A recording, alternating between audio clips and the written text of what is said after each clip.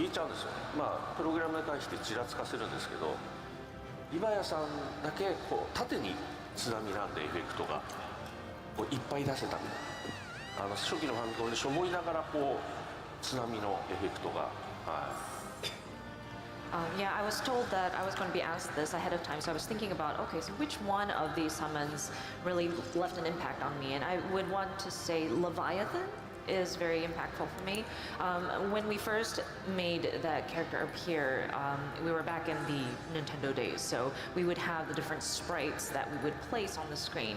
And due to specifications, if you line up 8 in a row, it starts to the program starts to make it flicker a little bit and it might disappear. But Leviathan was built upwards vertically, so we didn't have to worry about it disappearing at some point. So even with the limitations that we had, we were able to depict the effect of the tidal wave that Leviathan would cast.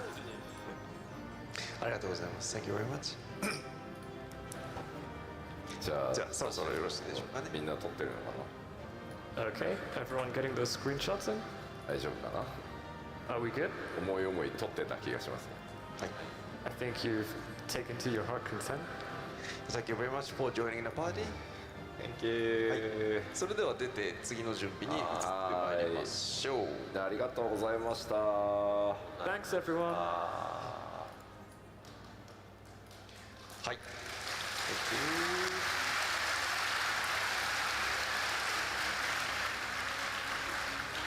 you。いやー、今回のは素晴らしい速度で倒してくれたおかげで助かったな。Wow, this time you guys were super fast in clearing that, so man, you rescued me. まさか味方の一方のナイトが強攻撃をぶつけてきて、もう一方のナイトがカバーをしてくれるっていうすごいね。 Who would have thought that the paladin next to me would be trying to get those tank busters over to me, and I'd have to ask the other tank, the other paladin, to cover me. Incredible. さあ、続いてのコンテンツははい何でしょう。では続いてのコンテンツ紹介します。Let me introduce the next boss. This is this X です。懐かしいですね。懐かしいですね。スです。 Nostalgic. これはもうなんか色味からね、形造形からもうまんまですよね。 This one is really recreating the original from the colors to the shade. 感動しました、最初会った時本当に。 I was really moved when I first saw it. 今回14のはディシディア、ファイナルファンタジーのモデルをベースでお借りして、それを14にチューニングして使わせてもらってました。 Yeah, for this we kind of borrowed the model from Dissidia and we tuned it up for Final Fantasy 14. 坂口さん、この次元の狭間オメガはクリアされてるんですか？クリアしましたけど、はいはい。多分霊式まではやってない。霊式までやってない。ああ、ぜひ今度お時間がある時にでもそうですね。霊式やっていただくと過去霊式ね。めちゃめちゃ、はいただ4-0スキル回しだからかなり変わる。ほとんど使えないんですよね。はいはい。でもなんかこの前絶やった時もやっぱりレベル70スキル回しぐらいになっちゃうんで、まずそこからって感じでした。確かに。I had done the normal Omega Raid series, but yeah, considering it is 4.0, it is kind of past skill rotation, so I might have to struggle a little bit. But then, come to think of it, I did the ultimate battle, and that was level 70 skill rotation, so I don't think it would be that much of a difference. Okay, okay, so ready for next party finder. So let me introduce the password for the next party. No, I don't say the wrong one. So the next password is 2919. 2919. Yes, I was correct. ですね。待ち込めてますね。Wow. Thank you very much. X ですもうだいぶ古いので加減とは申しませんけど、超える力ぐらいは切ってもいいんじゃないかな。ああ、確かに。So the X is way kind of old boss already. So I don't say minimum level, but how about remove silence echo at least? わかりました。はい、お願いします。わかりました。ちょっと待ってよ。デルタスケープをちょっと待ってよ。突入に際して、超える力。サイレンスエコーっていうのがあるんです。サイレンスエコー。イーレン成功。あ、これがパーティー突入するときにじゃあ、やって。 Okay, we'll set that up. ちなみに加減の場合ってこれ何を押せば加減になる？ミニマムミニマム。はい、ああ、いいえ。 IL、はい、それが加減です。は気をつけてください。あはあはあはあ。加減で言ってみる？行ってみます。 Do we want よし。 minimum item level? 入りました。 Okay, let's go with minimum item level. Wow, are you sure? Yeah, let's see how it goes. どうなるか一回試してみましょう。はいはい。ちょっと待ってくださいね。パーティーメンバー。 I think, I mean, これは真剣に what else will be grayed out? いっぱいスキルがグレーアウトする気がしますが、まあまあ言ってみましょう。もう恐れません。加減であれば。 If it's minimum item level, I won't be able to attack you. 若干そのお言葉信じていいものかどうか。フェイントみたいな。 You know what? I'm not sure if I should trust those words. さっきああ言ったな。あれは嘘だって。走って。 After all, before you were like, oh, well, that was a lie. パーティーに入った皆さんがね、間のファンタジーシリーズ作ってくれてありがとうって坂口さんにコメントしてたり、40チームいつもありがとうって言ってくださったりね、皆さんありがとうございます。 Yeah, the comments in the chat are saying to Sakaguchi-san, thank you for creating Final Fantasy, and they're even sending messages to us in the 14 teams, thanking us, so that's great. さあではありがとうございます。 Thank you.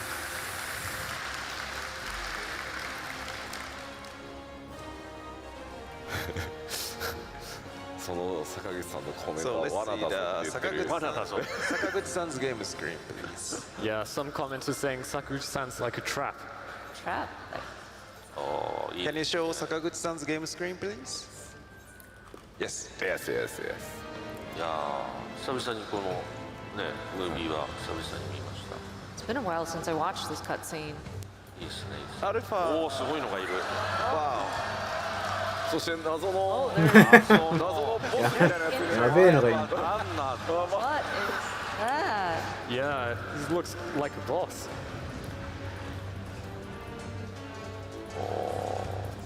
あれ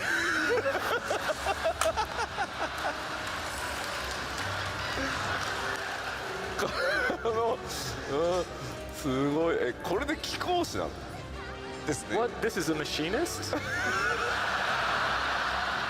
文句とかじゃないんだ。 Not a monk. チュンチュン丸。 Wow.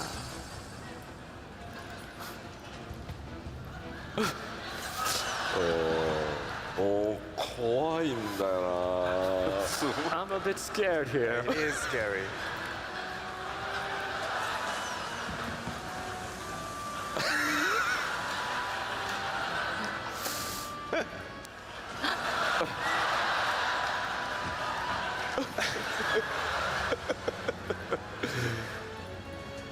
やばいよね。じゃあ坂口さんカウントダウンお願いしていいですか。 Okay, Sakaguchi-san, can I ask you for the countdown? So let's start the battle. 少々感じだ。チャットでチャットってね、皆さんの配信のコメントでこのキャラクターのコンセプトがわからない。 I'm looking at the comments in the stream chat and they're like, I just don't get the concept of this character. さあじゃあ参りまはい。す。はい。 Okay, here goes the countdown. 面白いな。 It's so interesting. そうか。いろいろないんだな。 Oh, wait. Yeah, そう we な are んですよ missing. ね。スキル回しも本当は違うんですよね。 Yeah, the skill rotation is all different. そうか。まあとはいえノーマルですから大丈夫だと信じたい。では at least it's normal level. So should be fine. サンダー3ってなんだっけ？サンダース。これ俺にか。 Oh, that was そろそろうなぎ食べる？何食べない。なんか元気ないんだよね最近うなぎ。ごめん俺スタ No, that's me. ンス入れてなかった。 Oh no, I didn't have tank stance on. ああそうだそうだ Interesting. Ah, I got it, I got it. あれ動いたらダメだ動いたらダメ Can't move. サンダースサンダー3が前から来てこれって Thunder ああそっか first. おおこの機構さん覚えてるぞ Wow, this machinist remembers. これあれだ動くんだよね。あこれ固まる。あ So that we won't get frozen. Alright, let me slowly start 一生俺を煽ってくるんだけど for this topic. The machine is kind of like riling me up. サンダーショッピー。 Three. のんびり聞きたい質問なんか始めてみようかな。いやー無理無理無理 It's impossible. So デ the スペアがそもそもないんだったスキルがおかしいと There's no despair. the reward for the Delta is the strongest, I mean, gears, Genji series, and then the strongest weapon is Ragnarok. The item to heal is the potion. These iconic items are how these are originally produced, 白い and くんだ then っけ出て common in lots of FF series. 源氏シリーズとかラグナロクとかポーションとかこういうアイテムはどうやって生み出されてこう FF シリーズを通じて脈々と受け継がれていくことになったのかとか、今ねその辺の話を伺ってみたいんですけど、はい、いかがでしょう30センチ40センチぐらい、長さだけで言ったら40センチぐらいあるかな。ファイナルファンタジー太さはね炭酸電池ぐらい。やっぱりドラクエっていうものは存在してたので、で日本語でドラゴンクエストってドラクエってその日本語の訳し方だったんですよね。で僕らは当然その後から作る時にドラクエをよりかっこよくいたいというか、超えていきたいっていう気持ちもあったので、やっぱアルファベットじゃねっていう話で FF なんですよね。アルファベットじゃねかっこよくね。なので訳そうじゃなくてポーションなんですよ。なるほど。 So these names, when we were thinking about Final Fantasy, of course, Dragon Quest has already been released at this point, and we noticed that Dragon Quest in the Japanese is abbreviated to Dorakue, and it's very Japanese. There's a lot of things that they had mentioned in game. So of course, we are coming after them, and we think, okay, we want to be cool. We want to surpass Dragon Quest and what they're doing. So I thought, let's go with alphabets. Let's go with the English names. So it is not healing herbs, but then potion. Yakuso potion. Potion. Potion. 順調そうですね。Yeah, it looks 覚えてないんですよでも I don't remember the fight. これああすごいな Oh, maybe we have to move around here? 2人とも落ちてる結構死んでなかったよ。ワイプしたんじゃないかなこれ Didn't we wipe? both of you fell off already? It's wiped. Oh, hey!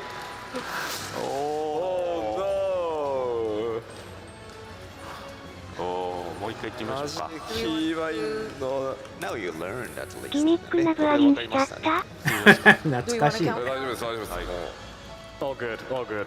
声と今これ放送のもうやられました、音のバランスどう？声ちっちゃかったりする？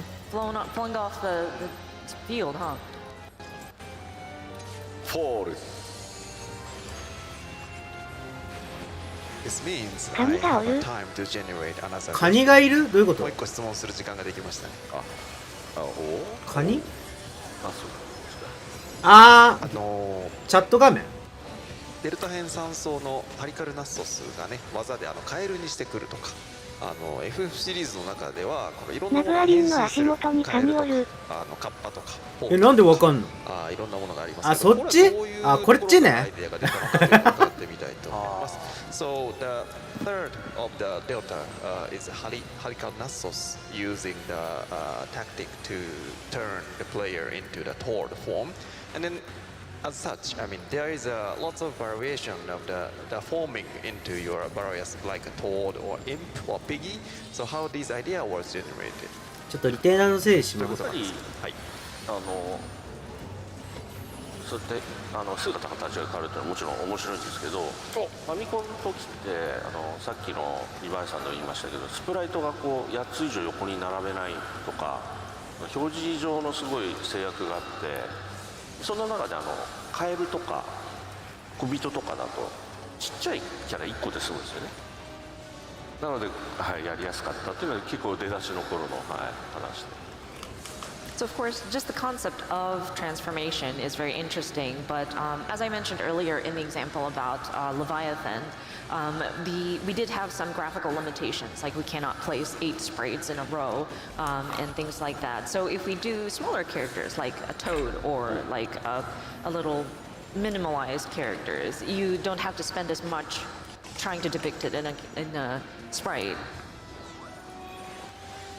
Oh, interesting. And then I think I know the answer already, but do you have any specific form do you, I mean, especially prefer? Like, 答え知ってるような気もしますけど、坂口さん特にお気に入りの変身状態のフォームってありますか？まあそれはもう何をおっしゃるんですか。 Yeah, of それはもう course. カッパ以外考えられないですよね。 I can't think of anything besides kappa. Yeah. カッパ。吉田さんいかがですか？ How about you, 吉田さん？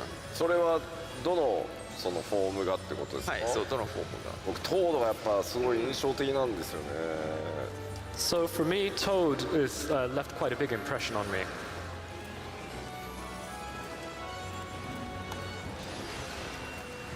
14でもあるんですよね。トードになるフォームが使われてたりします。そうですね。なんかうちの開発その14のトード好きが多い気がします。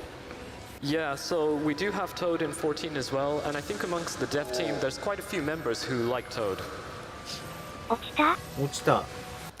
ちょっと気になることがあるんですけど、2週目のこのバトル、皆さん心確か無言になってるんですよ。そんなことないですよ。そんなことないですよ。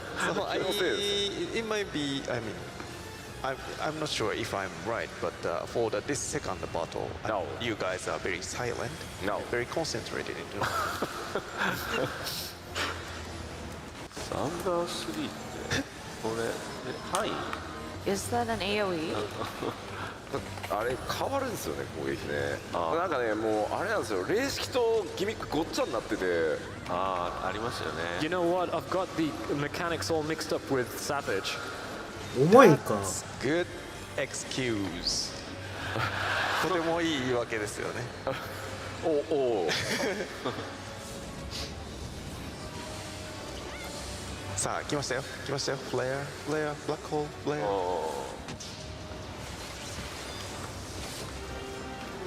やばい。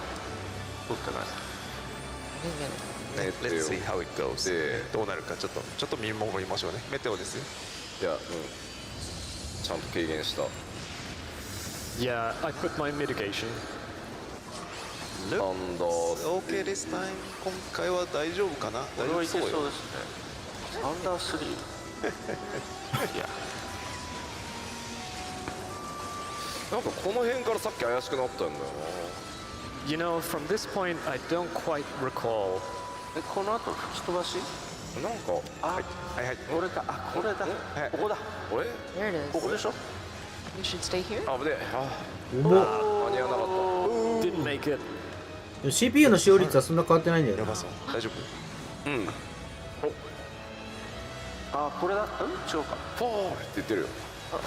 ウェーブ。これだ。はい。おいおいおいおいおいおい。OK です OK です。いい。ババリア最高。もうダメだ。 One here. バリアで That は。 works best. Oh no, oh no.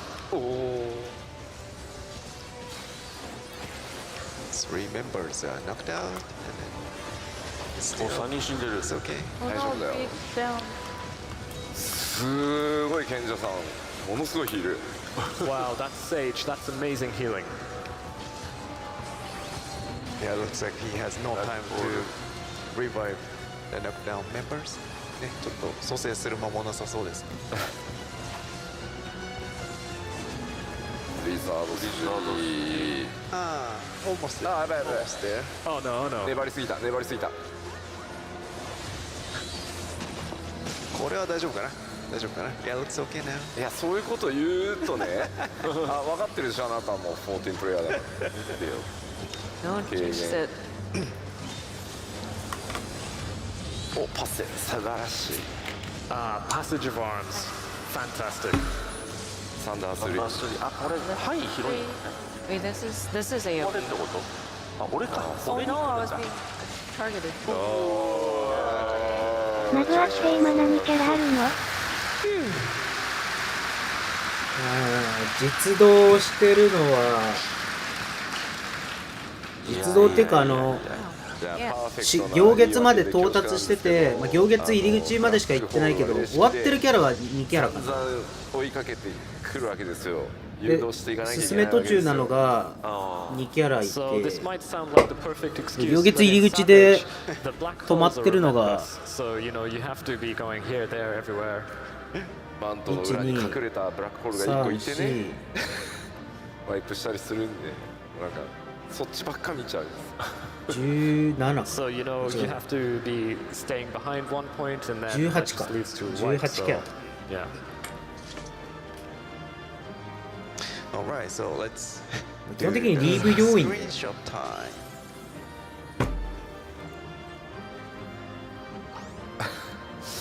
いやーしかしな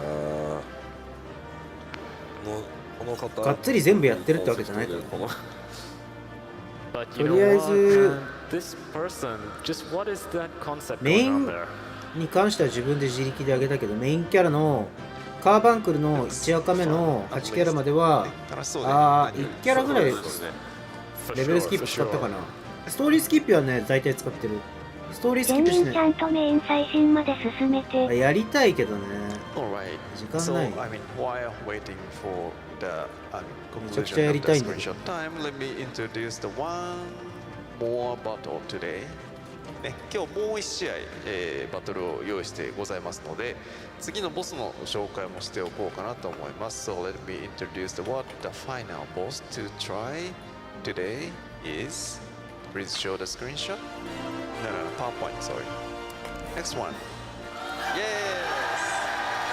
ギルガメッシュ Gilgamesh. Yeah, let's do the fun one as a final battle. ね、最後は楽しいバトルをしようということで、ギルガメッシュ。これもですね、今回の、ね、T シャツのテーマにもなりました。ギルガメッシュです。T シャツのテーマ。対抗してギルガメ行こう。ブリッジ。ビッグブリ一人でそうなんですかけて。おお、なる一ほど。人で行こ Oh, I see, I see. そういうことなんですね。これロンドンジョークらしいですよ。なるほどなるほど。 I hear this is London Bridge. う。どういうことロンドンジョークって何が This is actually Tower Bridge, I think. Yeah. そう、緑のニワトリね、大事ですね。大事ですね。 Oh yes, of course. Can't forget the green chicken. グリーンチキン。ブリティッシュジョーク。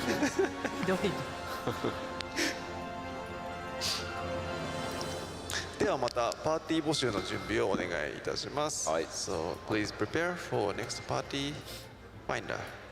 いや楽しいですね。 Oh man, this is fun. 坂口さんとあれですね、パーティー組んでコンテンツ攻略するのめっちゃ楽しそうですね。いやまあまあ別に自分のパーティーメンバーに強攻撃ぶつけにはいかないんでしょうけどそうですね、そうですね。あ、普段はやらないんですね。アライアンスでは常にやってますね。It looks so fun to like form a party with you, Sakaguchi-san. I don't think you would normally like take all your tank busters to the other members, right? Probably not. Oh, but Alliance Raid, sometimes I do.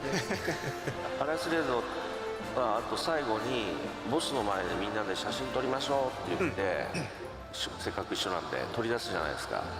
みんなが撮ってるのをボス釣って攻撃させます。 Sometimes I go into an Alliance Raid and I'm like, oh, let's take some screenshots together. And then I would go and bring the boss over.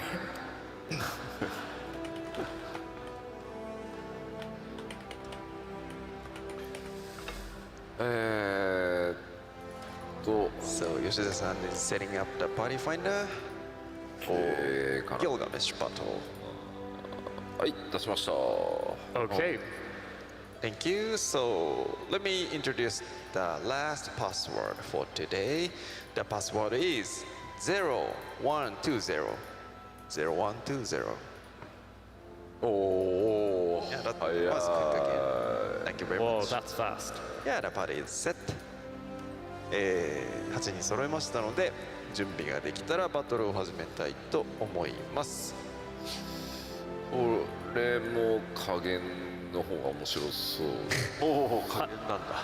I think minimum item level would be fun here too. Oh, here too, huh? はいはいはい。コンファーム。今日は新ギルガメッシュとバト滅戦 Battle in the Big Keep is the final contents for today. はい。ギルガメッシュ討滅戦です。一応レディチェをします。 Okay, let's see the 吉田さんのスクリーン please. Yes. さあでは参ります。はい。おいそうかこれで加減とかだと一回スタンス切れちゃうんですね。 Oh, so when you set it to minimum item level, my stance goes away. そうですね。一回スタンスは明確に入れ直していただいた方がいいかもしれないです。 Yeah, I think you'd have to turn your stance back on. おおいいですね。ギルガメッシュ。 Gilgamesh.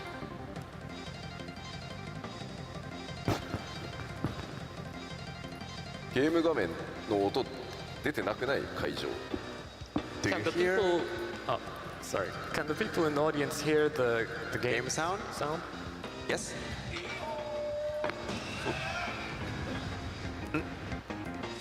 小さいの。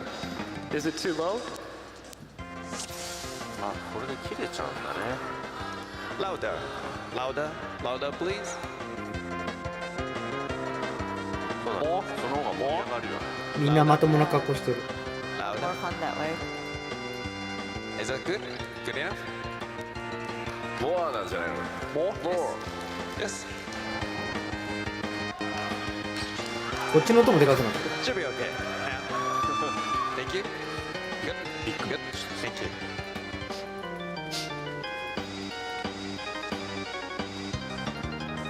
スキル回しがさらに古い。本当だ。 Oh no, we've got even older skill rotation.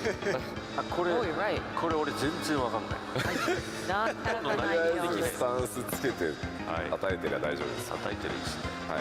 Okay, so For the moment, just turn on your tank stance and don't direct anything to me. I'll just keep hitting the boss. Alright, please start when you're ready. 準備ができたら始めてください。そうですね。じゃあ坂口さんのスクリーンを見ておきましょうか。Let's see the 坂口さん 's game screen, please. よっ。じゃあエンキドゥちゃんを私は行きますよ。ほうほ I う。 will take Enkidu. はい一応打ち合わせをされるんですね。はい Alright.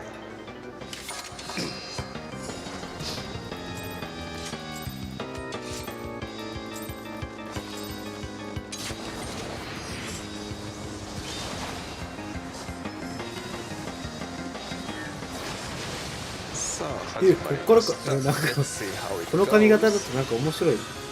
加減レベルでのギルガメッシュ討滅戦です。So this is the battle in the big keep against Gilgamesh with minimum item level.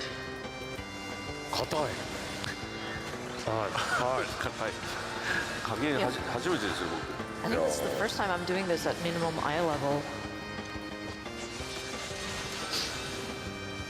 さて、ギルガメッシュに関して伺ってみたいのは、So what I want to ask about Gilgamesh, I mean, we see the episode about the Gilgamesh. This is implemented by the development team member staff without consent with Sakaguchi-san. But how was the story? ギルガメッシュは当時開発スタッフが坂口さんに言うことなく勝手に、実装したとかいう話を見聞きしたことがありますけど、実際どんな感じだったのか教えてもらってもよろしいでしょうか。戦闘を作ってる連中ってこうあんまりそのストーリー演出には関わらないじゃないですか。でもすごくやりたいんですよね、そういうのをね。でそんな中でバトルの中の演出をメインにした何かこうキャラクターを作りたいっていうんで、まあ勝手にいろいろやりだして、で僕がテストプレイした時に初めて僕は知りましたね。全く知らなくて、はい。Yeah, so the people who are working on the battle content, they rarely get involved with creating the story cinematics and things like that. So, but they still do have that desire to do something fun during combat. And so they took the character and gave it a little bit of a story, and they kind of did it on their own. So I only found out when I test played the Gilgamesh battle. でエクスカリパーとか落としてしますよね。あれも全く知らせられてなかったんで、最初僕見た時エクスカリバーを落としてるんだと勘違いしてお前らふざけんなとなんでこいつがエクスカリバーを落としちゃうのって怒ったんですけど、はいはい、いや坂口さんよく見てくださいエクスカリパーですよっていう、はい。And you may notice that when you battle Gilgamesh, he drops a weapon called Excalibur. And I wasn't paying attention closely, so when I first looked at it, I thought it was like Excalibur, like a very powerful weapon. I was like, oh my gosh, what are you doing? Are you kidding me? Why is Gilgamesh dropping Excalibur? And my developers told me, no, Sakaguchi-san, look at the letters really carefully. It says Excalibur.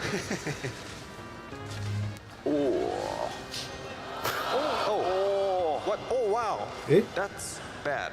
見てなかったのなんでしたのあれか、何があったんですか？モヤモヤが爆発したんですかね。 Oh, wait, was there like a little mist that came out that threw us off? Oh. Ow. あ、でもヒーラー残ってるよ。いやいやもうみんな戻ったのね。はい。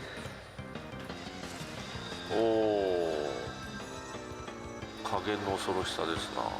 いや This これ is what happens ギミ on ック処理を間違ってる気がする Low item level. 最初にエンキル倒すんじゃなかったんですよ。 I thought we had to defeat Enkidu first. そうです Does よね。 anybody remember the いやいやいやいや gimmicks? ね、誰かギミック覚えてるといいんです。はい、多分そうですよ。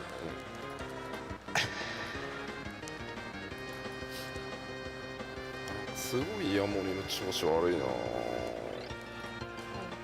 い、じゃあそれでいきましょう。さあ、再戦してみましょう。 Okay. Yeah, let's do restart. 参ります。 Okay, here we go. あ腹減った。飯食ったのにまだ腹減るわ。エクスカリパーって英語版だとエクスカリプアいや、それ昨日ちょっと調べて知って、いやすごい素晴らしいやつだなって。そうですよね。 I was really impressed by that English localization, how they were able to incorporate that play on words.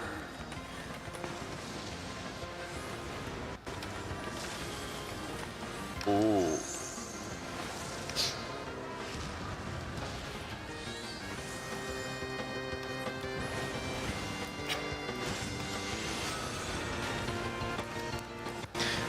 関連しまして、そのギルガメッシュが開発スタッフによって実装されたという話ですけども、他にもなんか似たようなケースのものってあったりするんでしょうか。 So like Gilgamesh, do you see any other examples which dev team members implement without your consent? 完全にその内緒で僕も知らなかったっていうのはやっぱりギルガメッシュぐらいなんですけど、青魔法とかってその最初に伊藤君中心の戦闘チームがやりたいって言い出したんですけど、僕的にはいやそれはかなり重いんで無理なんじゃないのっていうことを思ってたんですけど、まあでも最後乗り切って青魔法ができてすごく面白いものになったんで、はい、まあ、そういうケースあります。In terms of me not knowing the developers working on a certain aspect of a game character is probably Gilgamesh only, but then another example I can think of is the blue magic in Final Fantasy V. Ito and his battle team wanted to do something like that, and I told them, well, I think it's going to take up a lot of processing power to do that, but they found a way to do it. They were able to get it to work, and so that was pretty cool. Thank you very much. 吉田さん、14でもなんかそんなような事例ってあるんですか？ So 吉田さん、do you have a similar story in FF14 development? その知らない間に、はい、まあミニオンとかエモートとかは基本的にやっぱり開発のノリとかアイデアってすごい大事なので、基本選別はもう一回好きにしていいよ。で本格的にその実装する前に一応やってからダメっていうのはいくらなんでもだから直前で一回確認はして最後にモデルチェックって感じだけど、その辺はみんな結構自由にやってもらってますね。Yeah, so I think in 14 I entrust a bit of freedom to the dev team in terms of minions and emotes. So usually I think kind of like the motivation that the dev team has and the ideas that they have is really important. So I allow them to go through the selection process. But of course I think it would be a big issue that if they go ahead and implement it without me knowing. So once we get to the final stages, I will just do a final model check. And if all looks good, then it does get implemented.Thank you very much. And the battle goes to the latter half. さあバトルは後半戦にやってまいりました。いやーいいですね。Nice. さあじゃあ参りますよ。 Okay, ready? Check or countdown. Countdown.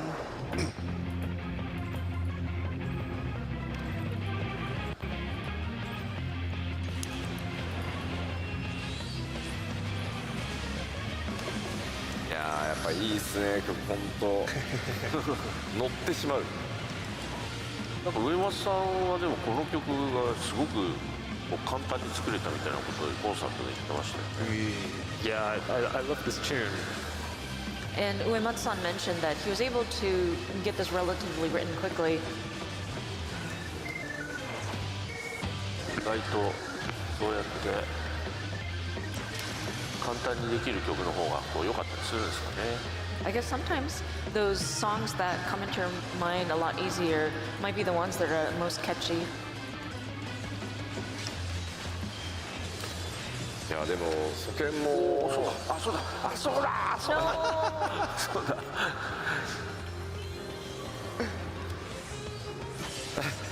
このティーラさんのあれですね、レイズする時のマクロ面白いですね。The macro the healer's using when they resurrect someone is really interesting. 私の MP の2400をあなたに差し上げましょうっていう。I'm giving you 2,400 of my MP. That's fun. いいですね。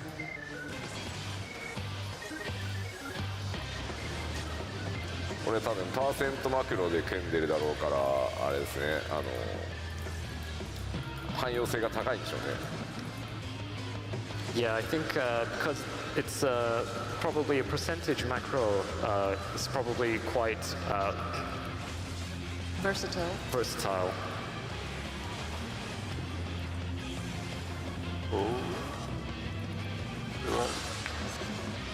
What kind of mechanic is this? So in addition to the Gilgamesh, there are several iconic characters which appears in the multiple FF games like Sid, Biggs, and Wedge. And then, are there any reasons you made the decision to do so? ギルガメッシュ以外にもシドとかビッグス、ウェッジなどおなじみの複数シリーズに登場するキャラクターがいますけれども、この辺をやろうと決めた経緯なんかがあればぜひ伺いたいなと思うんですがいかがでしょうか。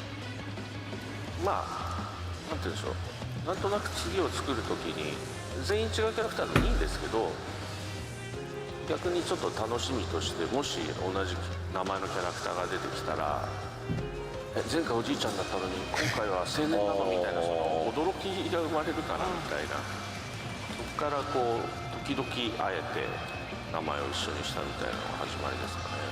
これ話した方がいいのかな。じゃあやっぱり意図的ではあるってことなんですよね。そうですね、そうですね。So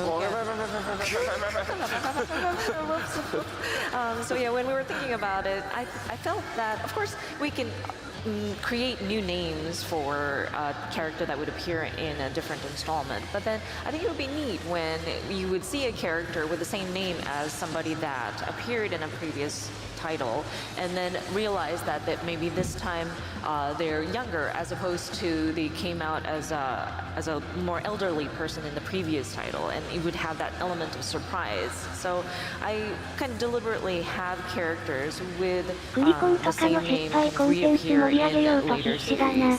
運営。クリコンでも面白いと思うけどね俺。サクサクできるし。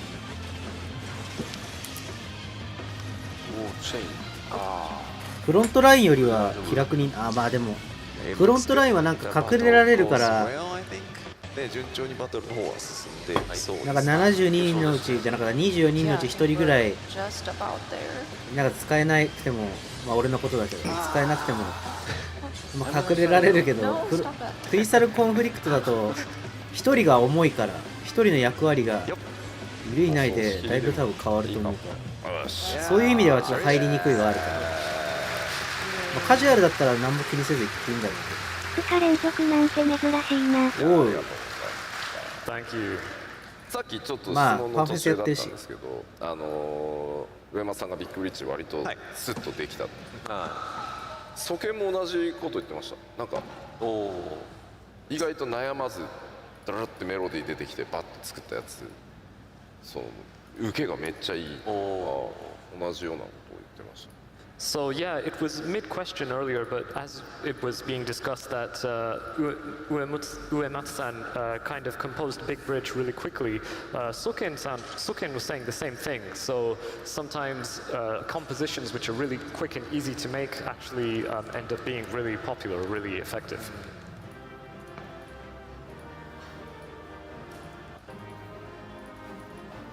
Okay, so let's have a screenshot time. 土下座してる土下座してる土下座してる。 Groveling. Alright, so this is pretty much everything about today's Star with Yoshipi. And then before closing, 今日のヨシピ散歩は大体これで全工程を来たんですが、締める前にちょっともう一点お知らせしたいことがあるんですけど、I have one thing to announce to all you guys. 吉田さん、はい。 You are wearing something nice, I think. なんか素敵なお召し物を着てらっしゃいますね。Can you show it? 皆さんにご紹介いただけますか？前出た方がいいですか？前、いやそうですね。 Shall I walk out on front? If possible, yes, please. クリコンの大会か、8時前ま半から。で出なくてもよかった。実はカメラコスプレショー、あトライマルライブコンサート。 looks nice. 雪月花じゃん。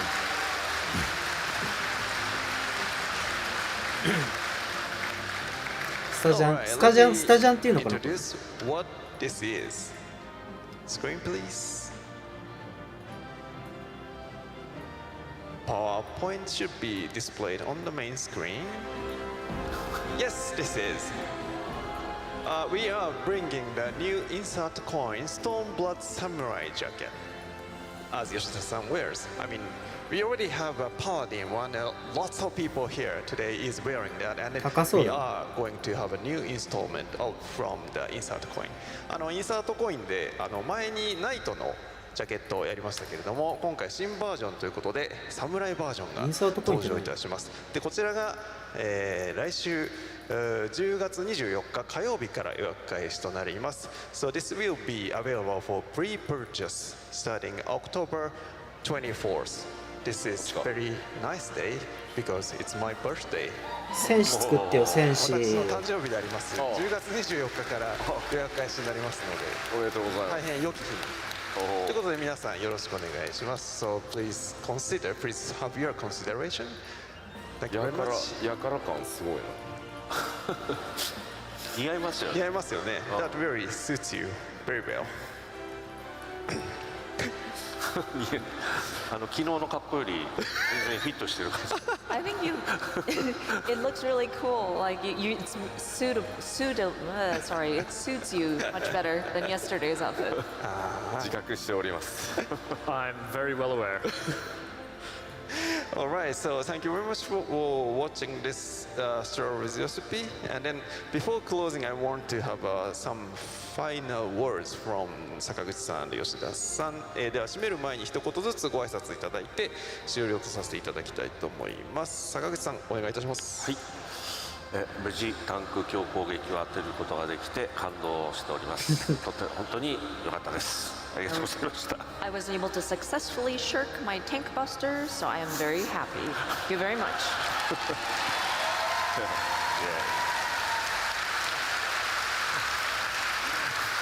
吉田さん、お願いします。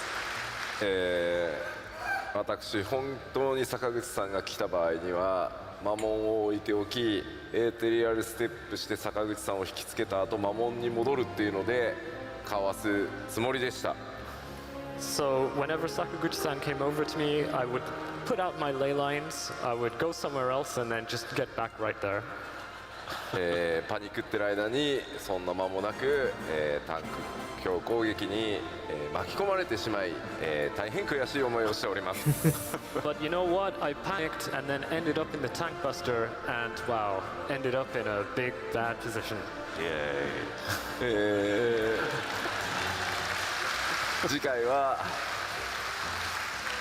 僕に来たターゲット AE をタンクに重ねに行きたいと思います。Next time, any AoE targeting me, I will just head over right to that tank.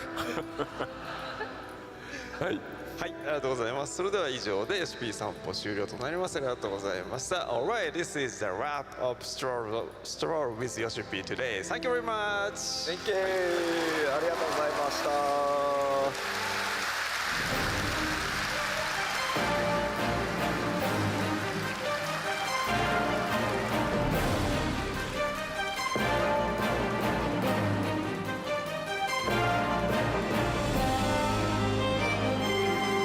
スカウトテストのコスプレショーに出ると聞いて。ないはい、来なさいらっしゃい。コスプレショーだいぶ遅いっしょ。クリコンの大会見たら終わりかな。昨日さすがに昨日全部見ちゃったからつらいっていうか失敗したな。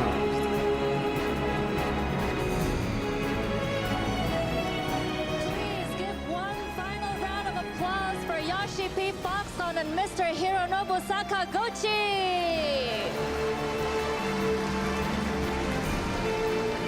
Up next at 12:30, we're going to have the CCRC 2023 Europe and Oceania semifinals and finals, where 4 semifinalist teams are going to battle it out for the European champion title. And one last thing, for those of you who pre-registered for the cosplay walk later this afternoon, please remember to check in at the info counter if you haven't already before 12 o'clock to secure your spot. Thank you and see you again in about 1 hour. ロンドンで開かれてるから欧州のコミュニティチームになるの。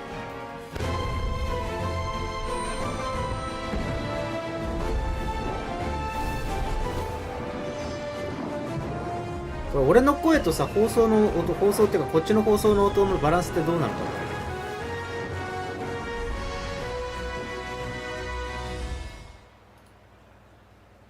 な。Welcome to マイクが小さいかな。あ、マイク小さい。大きくできないなこれ以上。じゃああれか。こっちのミラーの方の音下げるか。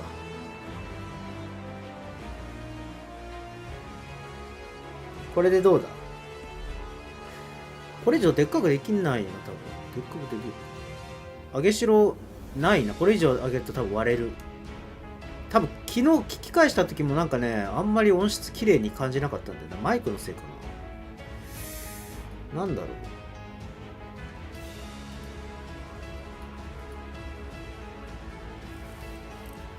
全体ボリューム上げてもらって、こっちの配信ミラーの方の音を下げて、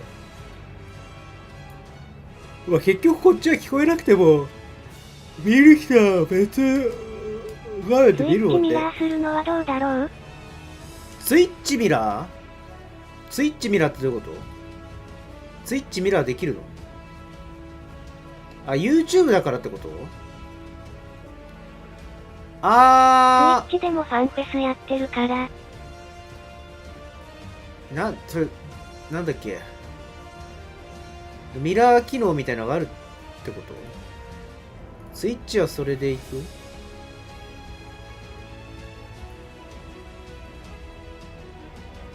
ミラーってどうす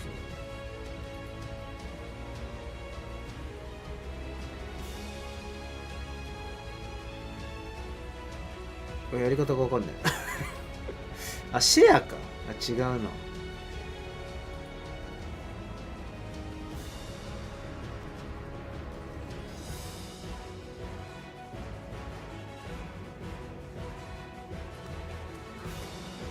すべと同じように映す。あ、それでいいのか。変わる？ちょっと待ってよ。これか。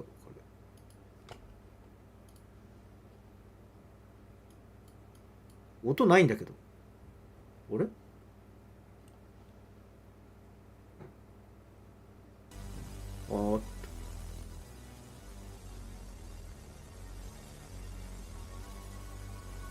画質が綺麗になるか。音でかっ。10% ぐらい。マイク俺遠いのかな。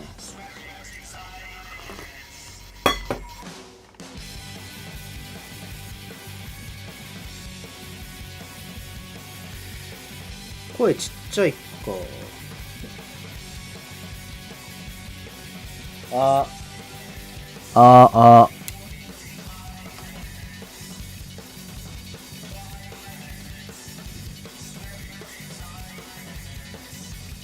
今カーバンクルね、熱い土地が行ってるからね、欲しいな。当選しないかな。ヘッドホン外したくなった。嘘、そんなでかい？あ、俺の今近づいて喋った声が。どこ？欲しい。あ、ダメ。ダメで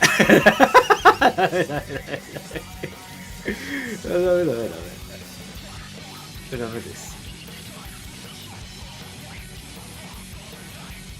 まあエーテライトで見ればね、一発で分かっちゃうけど。負けボトンへ偏僻なとこあげるから。いや、いらん。や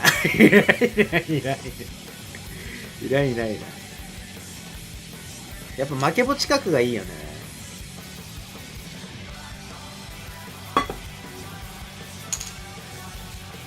今俺狙ってるのはね、まあ今空いてないよ。今空いてないけど、ラベンダーベッドのね、11はね、いつか開かないかなって思ってる。ラベンダーベッドの11と9ね。9は S なんだけど、ま、9と10だと10の方が負けぼに近いんだけど、9はね、後ろに滝があってね、景観がめちゃくちゃいいんだよね。であと11は、なんかちょっと、目の前がもう、川になってて、川っていうか湖みたいになってて、なんか孤島みたいなのがあって、そこまでプライベートのなんか、所有地みたいな感じで、いい感じな、ラベンダーベッドの9、10、9、11ね。9、11。リムサロミンサじゃない、なんだっけ。トップマストじゃねえ、なんだっけ。あ、ミストビレッジか。ミストビレッジだったら、6、17に住んでます。あ、何 ?17? 17ってどこだっけ ?17 って18の隣での 17 って M か。後ろ崖のところかな。18は22の裏っ側だもんな。S だよ。S?17 って S だっ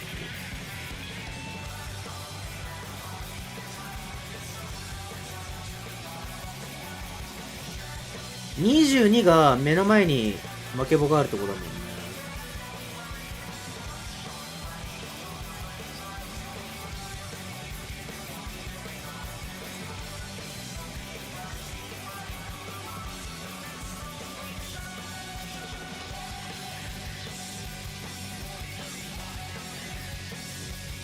22が負けぼがあって17、17、17だとあれだね。こっちの16もいいよね。M だけど。16もええな。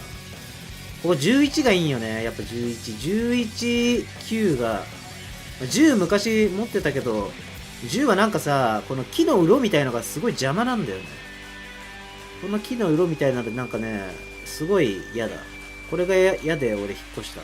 負けぼ近いけど。11負けぼ少々遠くない？いえ、これはね、11はね、ずっと行かないといけない。これ違うのよ。違うのよ。これはね、負けぼとか、負けぼ、目の前にあるの最高だけどね。これ11は違うの。これ、ある程度、この距離だったらまだ許容できる距離なの。まあ、見ようか。違うんで、この良さがね。まずさ、この、それゲーム音切ってるけど。ほら、これ見てこれ。ちょっと孤島みたいになってて、もう、すごいの、立地がいいね。しかもここほら、プライベートのなんか庭みたいにあるし。ちょっと一回切るか、これ。で、こう行くじゃん。で、ここもプライベートの庭みたいな。ほら。ここ、丸々自分家みたいな感じなのよ。この島みたいな。出島みたいなのが。で、ほら、ここら辺に花も、ちょっと水たまりなんか水草生えてるし。で、負けぼなんてだってこの距離よ。この距離。全然楽。この距離だったら景観優先できる。この距離なら。戻るときめんどくさいけど、だって行くときはだってこっからこうやってピョーンって行って。いいね。そう。この距離だったら、許容範囲。花火独り占めですね。そう。花火一人。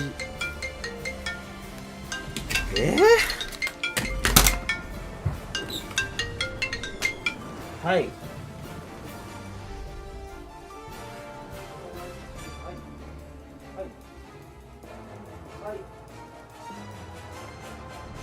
どこですか？はい。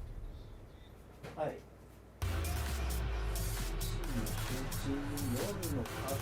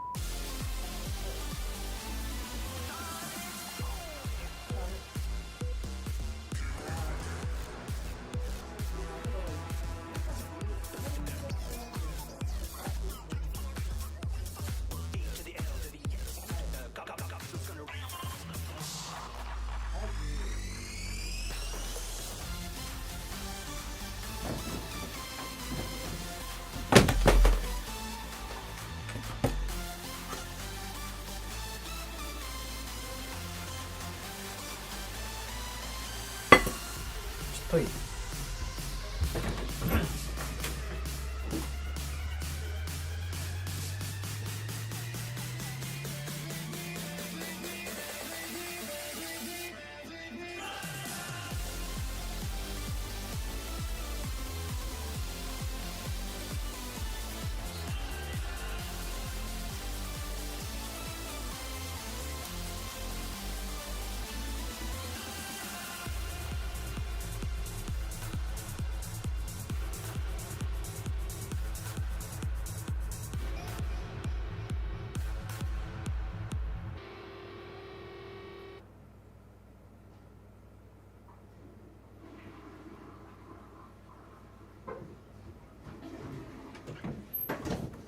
4時の仮想。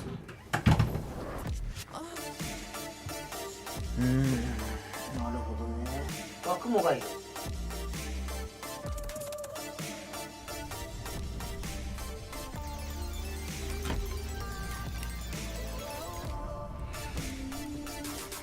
たトラブル発生か。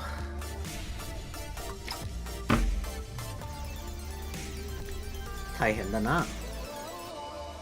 8時半からか。1時間もあれなのか。ここいいよな。こことここね。ラベンダーベッドはこの2つなんで9と11が熱いんよね。9も、まあ、10に比べると負けも若干遠いけど全然許容範囲内の距離で。9住んでた。9いいじゃん。9ほらめちゃくちゃいいじゃん。景観後ろほら。しかもここ木の色で区切られてないところがまたいいね。これがダメなの。これ10はね、この木のね鱗みたいなのがねほんと嫌だ。視線切りしてさ、なんか見られたくない人はいいのかもしれないけど、なんかすごい圧迫感があってね、開放感。そううろっていうか、なんていうんだろうこういうのこうね、これ木の跡、これがね住んでてすごい気になっちゃって、これがダメなんよ。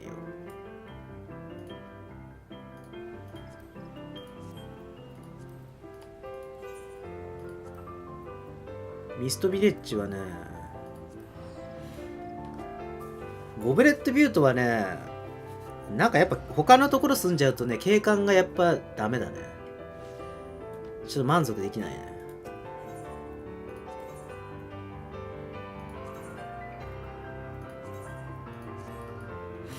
ミストビレッジは何箇所かいいとこ、好きなところあるけど、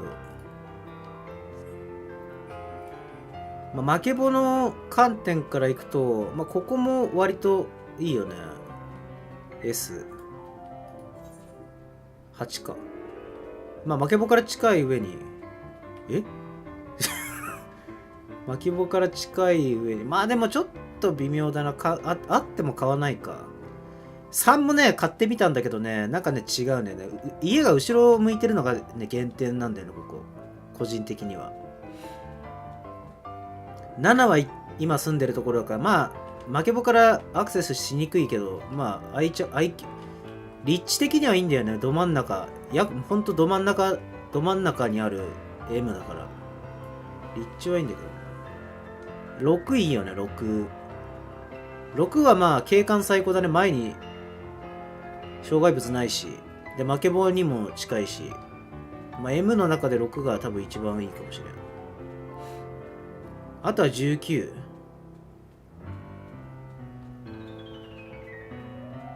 ね。ここ19は目の前がもうビーチだから、で負けボ近い、いいんだけど、俺ちょっとこだわりがあってさ、この呼び鈴と負けボの位置、これ呼び鈴がね負けボのこうすぐ横にないところって、まあここだったら真ん中に立てば両方届くんだけど、なんか俺的には減点ポイントなんだよね。この負けボの横にこうね呼び鈴が並んでない、なんでそれ離すのみたいな。これ減点ポイント、個人的にめちゃ減点ポイント。いいんだけどね、立地は最高。だからそうやって考えるとラベンダーベッドってさ、大体負けをそうやって考えるとラベンダーベッドってね、本当にあれなんよ。負けボとベルが離れてるとこ多いのよね。あとウルダハも。でミストビレッジの S サイズ買うなら一番おすすめは17だね。ほらこれ17、ここがいいんよ。17、ここ自分家の庭みたいにできるのがいいね。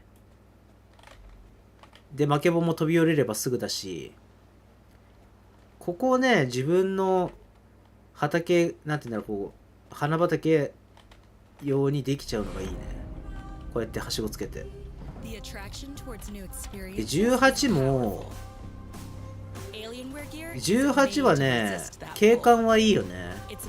前にちょっと S サイズがあるけど、まあ、全然許容範囲の景観良くて、で負けボから近い。この17、18は S サイズではかなりいいと思う。他のところはまあここの M もね、そうやって考えると負けボからここの M も割とここら辺ちょっと立ってこうやって見渡せるしいいかもしれない。ただ負けボからちょっと離れてるのと向きがちょっとおかしいのがちょっと良くないな。ここなんか珍しいね、こういうこの並びだとこれは L か。ここの負け棒も呼び鈴離れてんだよね。ここ目の前なんだけど、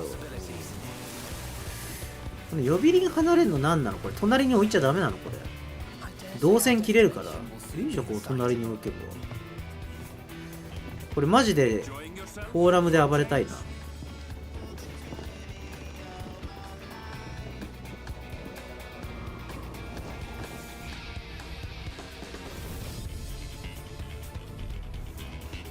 よし、キャラチェン。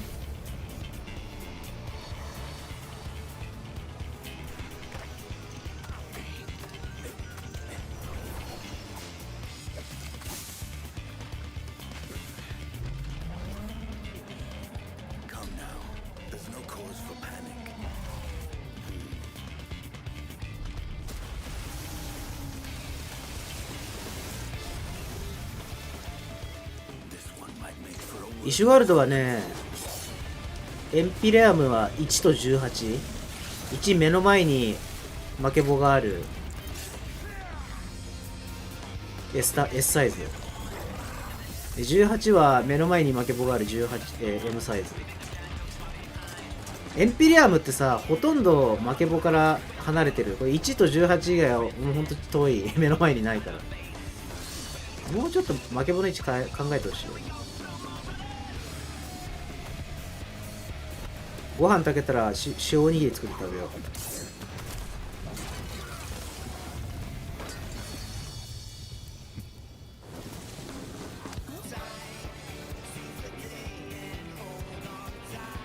う。やだ、鮭おにぎりがいい。小おにぎり。塩おにぎり塩おにぎり。鮭ないんよ。海苔も買わないと今金欠だからやばい。早く給料入んねえから。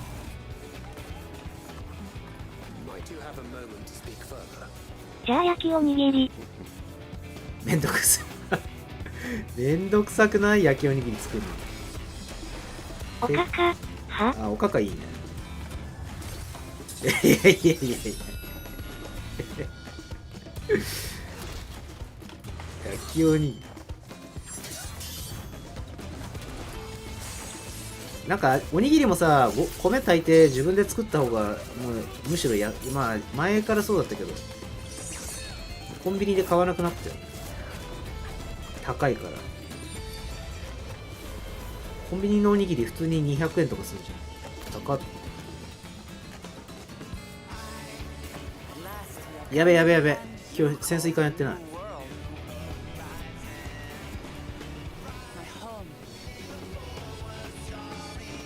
まだ俺ファッションチェック終わってないよ、今週の。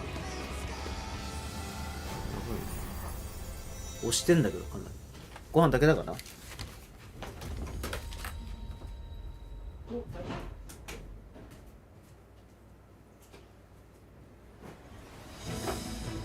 飯入れる用のタッパーはどこですか？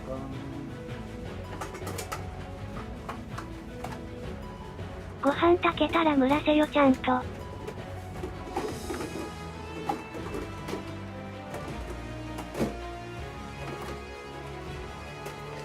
150。え、さすがじゃん。やっぱ混ぜて蒸らした方がいいんか。味変わる？蒸らすと。あれ、しゃもじがね。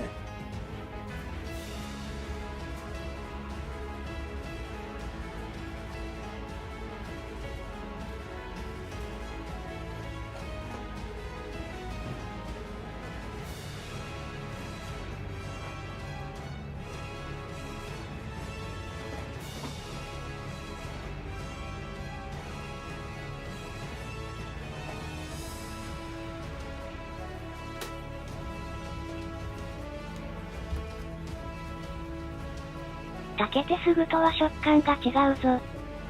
マジで？今ちょっと多分ね、時間経ってるわ、これ。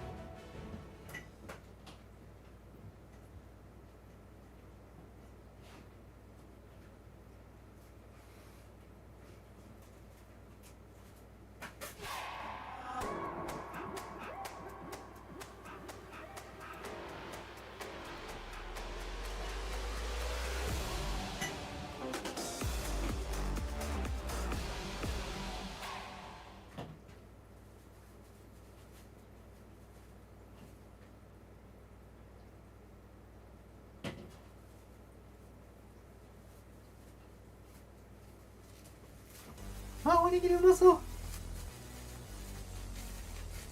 翔さん。どれだね。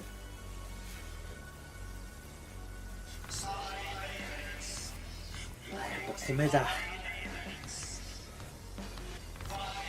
やっぱ米だよ。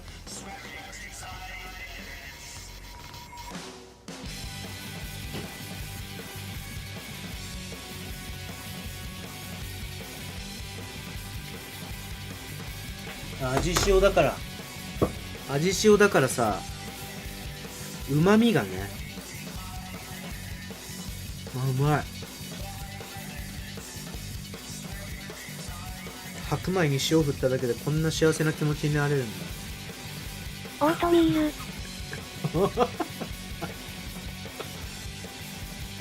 ル。夕飯オートミールだったから、ちょっと冷凍してた夜ご飯使っちゃったからさ、ストック用の米炊いてただけで、オートミールとご飯をキムチ雑炊にしようかなと思ったけど、なんか作ってる途中でキムチ最後に入れようと思ってて、こう煮込んでたら、なんかこれこのまま鶏ガラ入ってるし、でごま油ちょっと入れて、でこれ塩で味整えればなんか美味しくなるんじゃねって、ネギも入ってるから、で鶏の胸肉こう裂いて入れてるから、これうまそうだなって、そのまま塩で味整えて食べたらめちゃくちゃうまかった。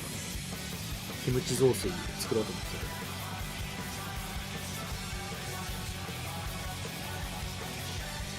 うまい。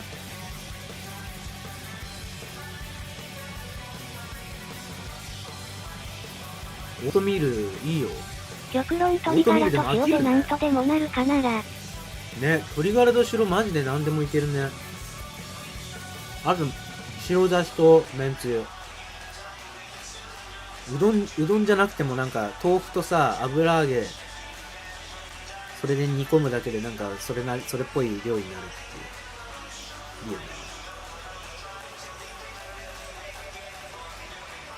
じゃがいも茹でようかな。またじゃがバター食いたくなってきた。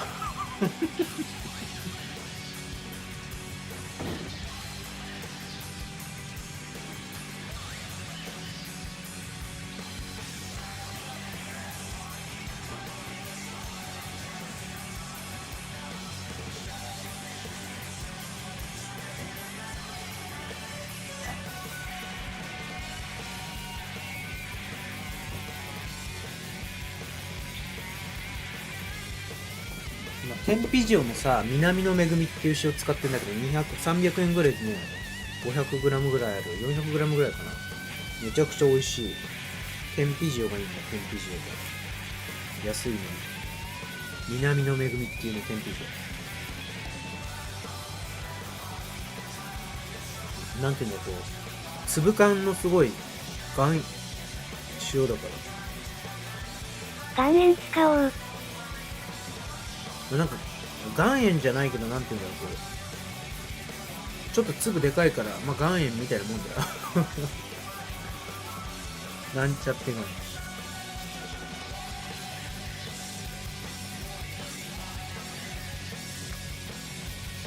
まっ。なんで米ってこんなうめえんだろう。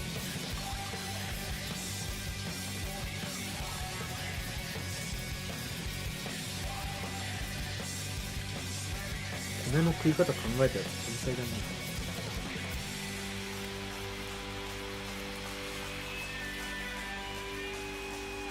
米農家には逆らえないね。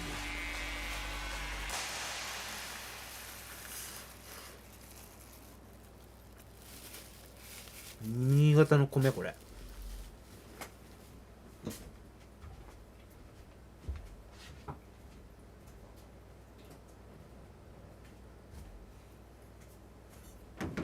じゃがいも茹でようかな。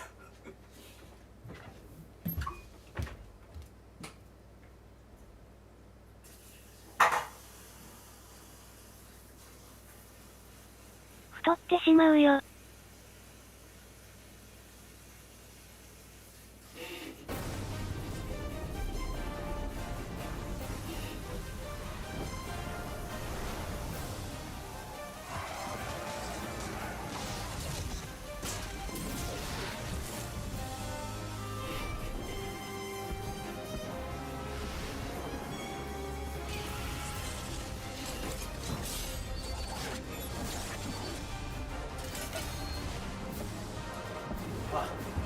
腹が。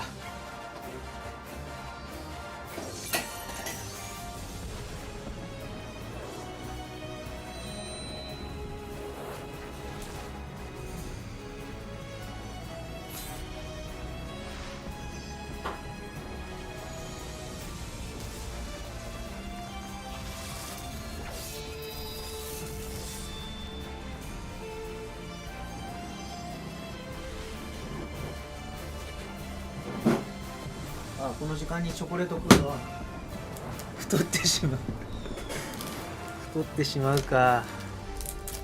この時間にチョコレート食うのはよろしくないんだけどな。チョコレート効果。あ、86% は逃げ。でもこの苦さがいいんだよ。今から走ってくるか？いや、今日は水槽めちゃくちゃ頑張ったから大丈夫。あ、おかかにすりゃよかったな。URL 省略、以下略。ブログなんかエッチなのもしかしてここで開けて大丈夫？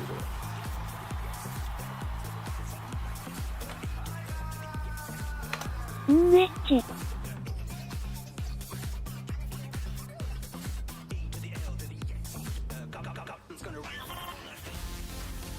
どれかな。なんかいっぱい出てきたんだけ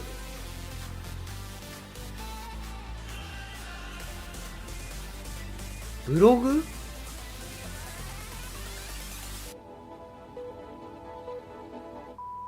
なんかわかんないな。ファンフェス1日目のレポ。あ、これか。なんか CM 流れてたけど面白そうだったね。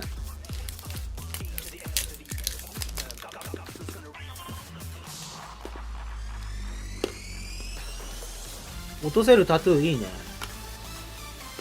国野の森。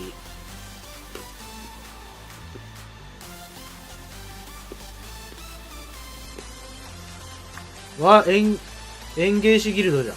おい、何個食べる気だよ。2個2個2個2個で打ち止め。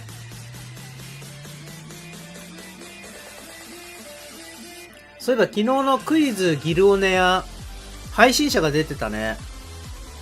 ツイッチのストリーマーが。園芸ギルド内装可愛かったな。動画で流れてるよね。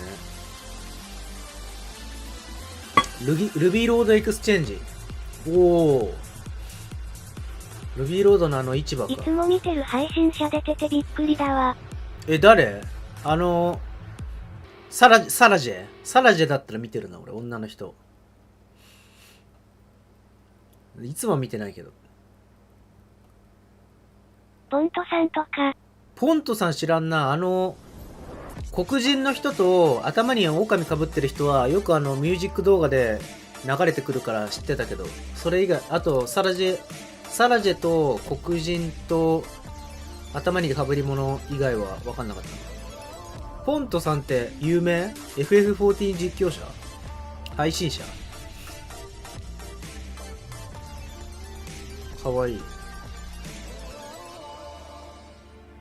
サラジェって赤と黒の髪の毛？あ、そう。ハーフ髪の毛みたいな感じの人。この人。顔出しやってる人だね。サラジ 3.4 万人。見えないか。ポントファイナルファンタジー14配信者。やべ。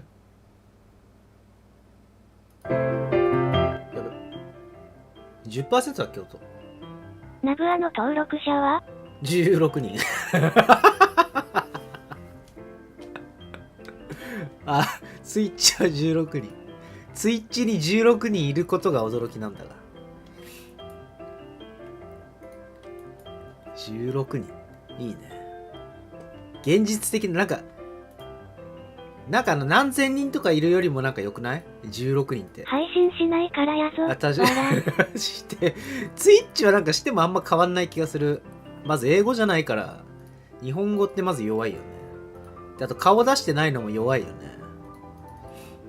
あと動きがないから弱いよね。3弱じゃん。配信者3弱フルコンプしてんだから。顔出しか。よくあんな恐ろしげもなく海外の人はポンポン顔出せるよな。海外で顔出さないで配信してる人いない気がするんだけど。動きが弱いのは改善できるやろ。そうですか？そうですか？レイドとかも行く時間ないよね。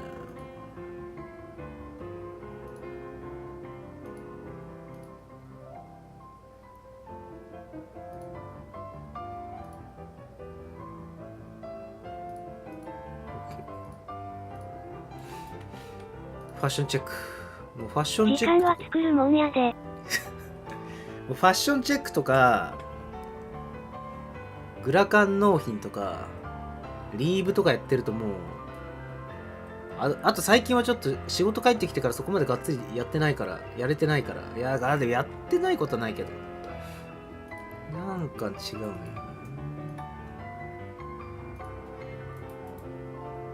音なくて寂しいね。昨日ちなみに75まで上げたから、サブキャラ召喚が思いのほかよくちゃ切ったから。あと5今日頑張るか。80に90じゃないのかよ。いやとりあえず80までがさ、優遇サバボーナス効く期間だから、とりあえず80にして、でそれ以外で必要そう、なんかレベル1だと見栄えが悪いからそれ以外を30にするっていう。まあ、このキャラできてないけど。できてないキャラもいるけど。そうすると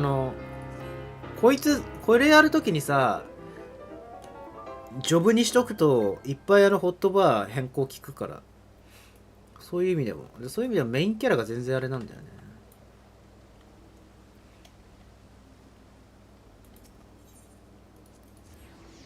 9時テンダーまた当たんないかな。枚数だけはめちゃくちゃやってんのに。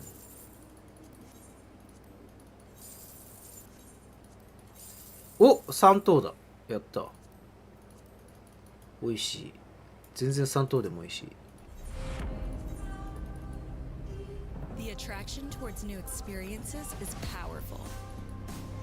坂口さん、坂口博信さん、絶武器持ってたね。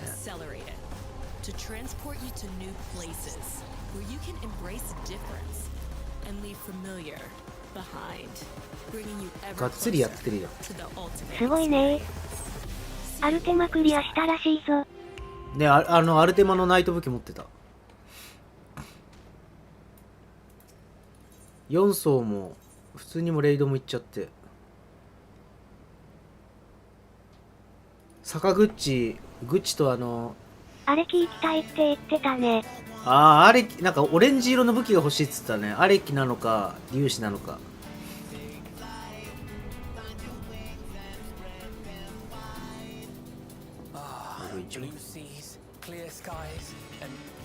ナブアリッチも対抗していこう。ナブアリッチ坂口転売防止とかやってんだろうね。市場を終わらしたくないです。着替えてなかった。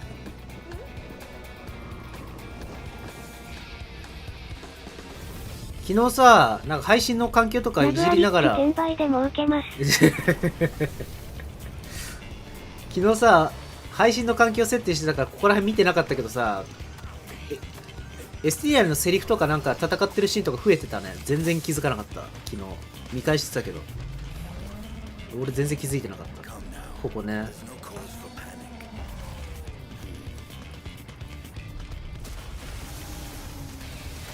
こいつもね全然気づかなかった前回。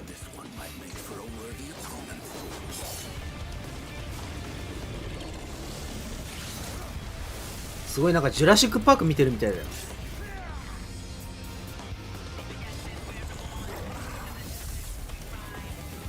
ここは何ですか？ジュラシックワールドですか？焼いてる肉はこいつの肉かと思ったら全然違ったね。まだ運んでる途中だったなもう焼いて食ってんのかと思ったら、こいつがボス。じゃあ王様に喧嘩売ってんの？やべえ反逆者じゃん。王位継承戦。暁が王様殺しちゃったからめちゃくちゃ大罪人じゃん。あ、ここも新しいね。マムージャが手振ってくれてるところ。あとこのナッツイーターもかわいい。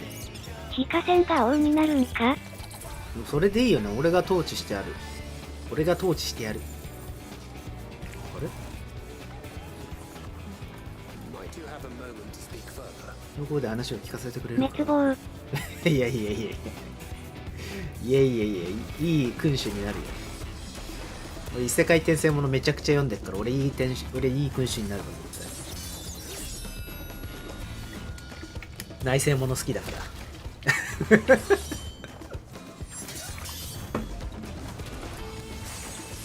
ら王にもなれず何も得ず。何をダメじゃん。昨日のここら辺の俺のリアクションなんか海外の反応集見てるようで面白かったな。あれとか言ってえとか言って俺もそんな反応できるんだって思いながら自分の反応に笑ってた。あ、そうキャンだーと。ナブアリンは時代の敗北者じゃけ。よくないよくない、そういうのよくないよくない。あ、かわいい。なんかすごいかわいいミコッテがいる。かわいい。何これ。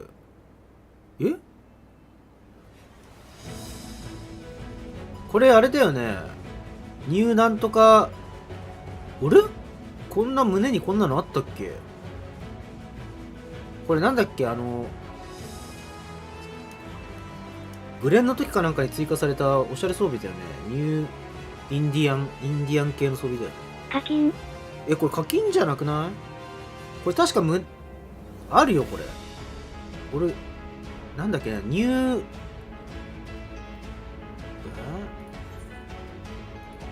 このキャラじゃ作れないと思うけど開放してないから。ないニューワールド、そうニューワールドだ。ニューワールドなんとか装備って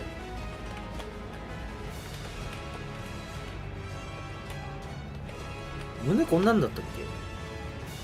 ニューワールドジャケットか。あったわ。普通にあったわ、胸に。色変えるとこんなにオシャンティーじゃん。あったね、普通に胸についてたわ。なんかあんまり今まで意識したことなかったけど、こんなのついてたっけデザイン変わったんじゃね？俺の記憶にはこんなのついた記憶ないんだけど。あれこの色がいいね。青系だと映えるね。めっちゃおしゃれじゃん。そういえばナッツイーター高騰してんのかな？ムービーでナッツイーター出たけど。ネイティブマクラメ買い占めるか。ちょっとおしゃれだから。で、これでイージスの2赤が終わり。イージスの3赤、テュポーンの3赤やったら全部終わりか、とりあえず。長えよ。ちなみに、エンピレアムの個人的に一番おすすめですは、ここよ。はい、負け棒前。しかも負け棒の横にちゃんと呼び鈴が並んでついてると。ナッツイーター G8 なんだ。ナッツイーターって G8 だっけ？ほら、ここがいいのよ。ここ一番推し。イージスでは持ってる。カバンでもね、持ってたんだけどね、俺拡張区あんま好きじゃないからさ。表がいいんだよね。表がいいから手放しちゃった。あとグラカンの箱と、フェプ。フェトゥか。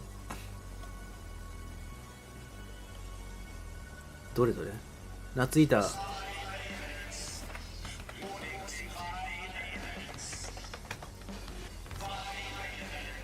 やそんなに値上がりしてなかった全然だったよ。 5000G。こっち1万だったわイージスは1万だった。あれ俺納品してんの？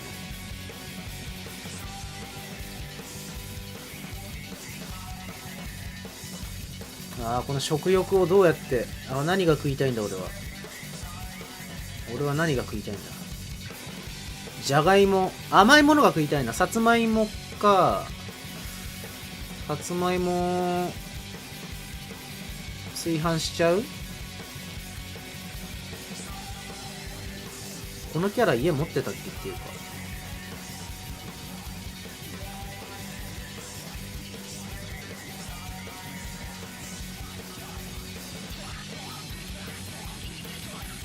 お、リテイナー終わってんじゃん。CM 中はちょっと小さくしとくか。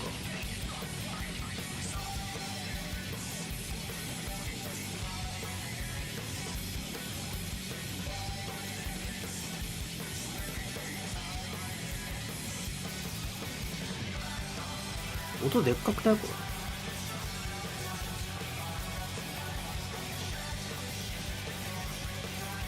ちょっと家欲しい家。俺家あれ俺家持ってない。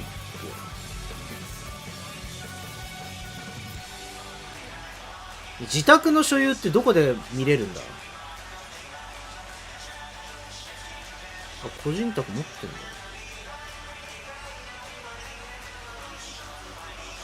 ミストビレッジ10俺ミストビレッジの18持ってるあーエーテライト置いてなかったからか。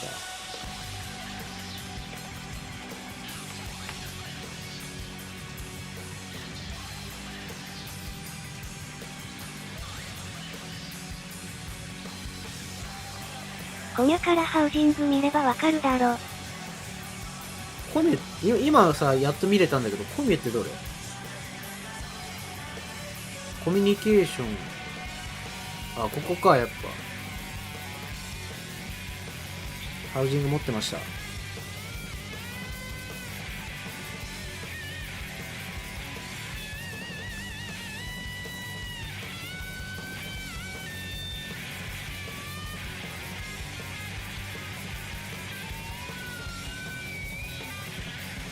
ちょっと待って、その前に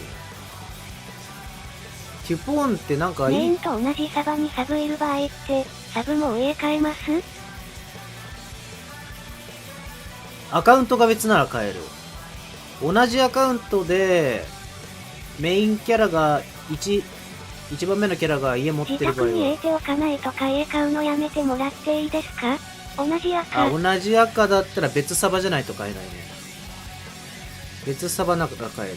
家持ってる。フリーカンパニーハウス持ってて個人ハウス持ってないんだったら買えるかもしれない。メインキャラがフリーカンパニーハウス、メインキャラがフリーカンパニーも個人ハウスも持ってる状態だったら同じ赤のサブ赤は買えない。別サバで買える。だから第2アカウント購入して育てれば個人ハウス買えるね。だからアカウント複数持ってるんだったら全部家持つって考えるとアカウントのその一番最初に作ったキャラしか持ってないから、だからアカウントのアパートもダメなのかな？アパートはいけるよ。アパートはいける。なんかいいとこ空いてねえかな。とりあえず18買ったはいいけど、19空いてんじゃん。テュポーンの19空いてる。いやでもな、19はダメなんだよな。俺的には19、場所はいいんだけどな、やっぱりマーケットボードとさ、俺いるじゃん。あれ26か。間違えた。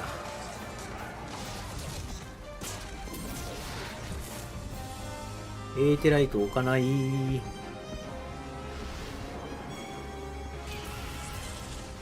家買うのやめてもらってやばい、何もしてないのがわかるよ、この家。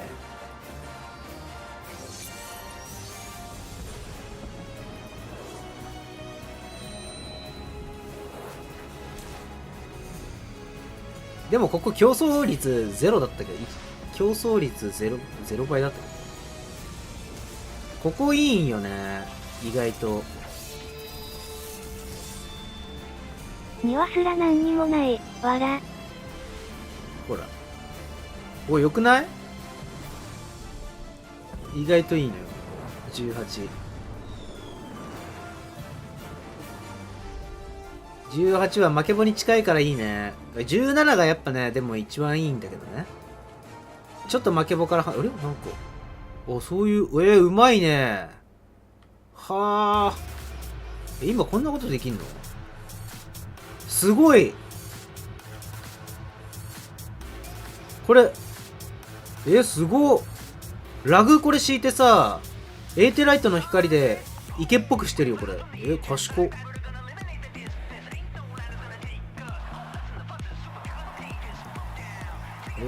すごいね。パクろうかな、これ。いいね。で、やっぱそうするよね。やっぱそうする。ドーントレリスここに置くんだ。いいね。パクろうかな、俺もこれ。パクろうかな。ここの扉は頭いいね。すごいな。この床のやつもいいな。ここの、いいね。はあ。敷地外に伸ばすのはちょっと。これ大丈夫でしょ？だってこれ、なんかバグとか使って伸ばすのはダメだけど、これ出せる範囲外だし、なんか通り道の邪魔にもなってないから、これセーフだよ、これ。俺もやってるから。それならセーフのはず、わら。これはセーフよ。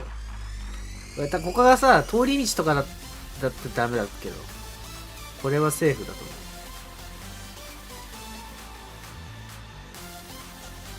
ここね。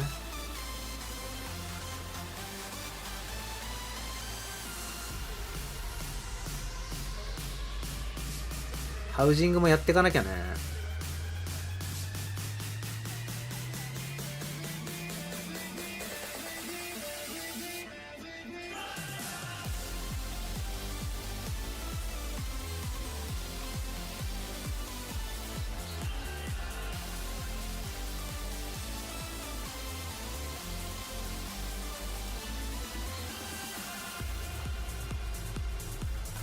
ちなみに、お前んち内装みんな一緒やん。いや、そんなことないよ。ほら、ちょっと違うじゃん。モルボルが美味しそうなお肉食べてる。モルボルって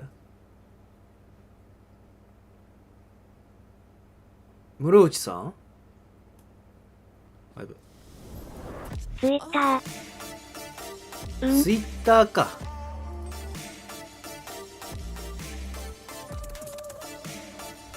じゃあちょっと行ってきますか。グラカン納品もしなきゃ。グラカン納品するとやっぱり、ね、ベンチャースクリプト、いいね。ベンチャースクリプト手に入って、軍票に交換して、じゃあ軍票が手に入って、ベンチャースクリプトいっぱいになって、リテイナーいっぱい回せるから、やっぱグラカン納品はやるべきだよね。グラカン納品はもう、マストですよ、皆さん。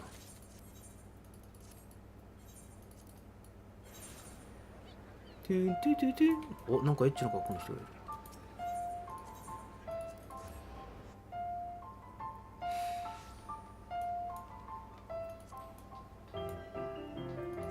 なんか俺が作ったほらヒュラメスでもグラフィックアップデートで魂ある目になるから、なんか魂ないよね俺の。いやなんかさ難しいよね。どうやって魂込められんの？たまにさ、いやいやいや、たまにさ、たまに魂こもってるさヒュラメスミドメスいるよね。どうやったら魂込められるんだろう。俺全然魂込めらんないんだけど、なんかちょっと AV 女優に顔似てね。なんかこんな AV 女優いるよね。あれいない？こんな AV 女優いるような気がするんだけど。あ、エッチ。なんか目死んでるよね。何が原因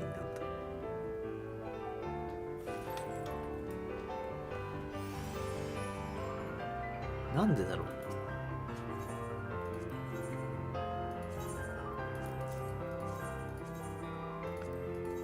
ヒュラメスってさ、立ち姿もなんか腰に悪そうな姿勢するよね。なんかもっとこうリラックスして立てないのかな。傾かない？なんかすごい。顔半分白くないからダメなんじゃね。そういうこと？なんか立ち姿悪いよね、ヒュラメスって。あ、これ違ったわ。ヒュラメスなんか体の線が分かりやすいやつ。こういうのでやるとなんか立ち姿、これ俺の姿勢が悪いだけか、これ。あ、やべ。ポーズの問題？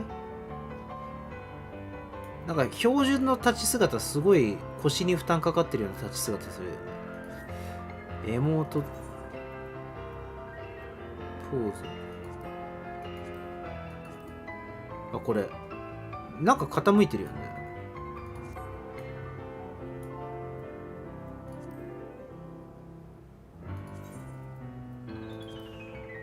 あ、これいいじゃん。あ、かわいいかも。この角度めっちゃ美人じゃん。エロ。あ、いいわ。ちょっと待って、いいかも。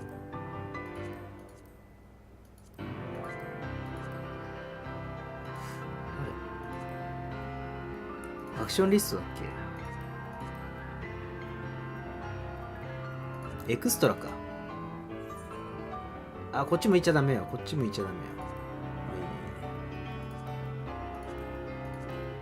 標準でいいか。これだけで。濡れ表現、濡れ表現、濡れ表現。濡れ表現ってどれだっけな。濡れ表現。ライティングのとこだったか？違うな。エフェクト。後ろの人たち消してあげて。あれ消えないんだけど、後ろの人。あ、こっちか。めっちゃあれエフェクトってどうやってつけたっけ？エフェクト。濡れってどうやったっけ？濡れって。あ、水濡れ表現これか。あ、これね。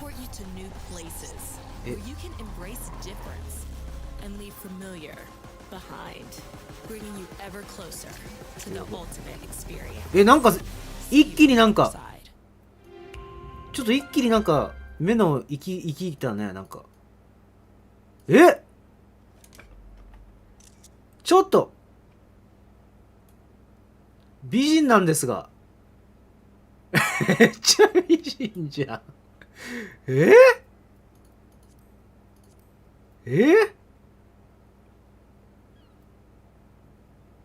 すごい美人になっちゃったんだけど、どうしよう。やばいな。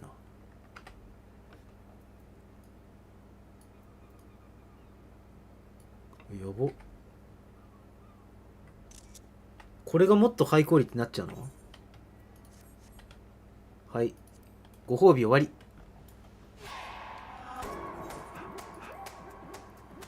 すごいね。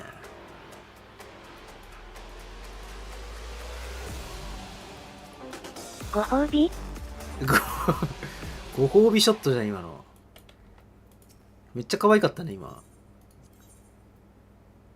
スクリーンショットってやめられなくなっちゃうね。19か。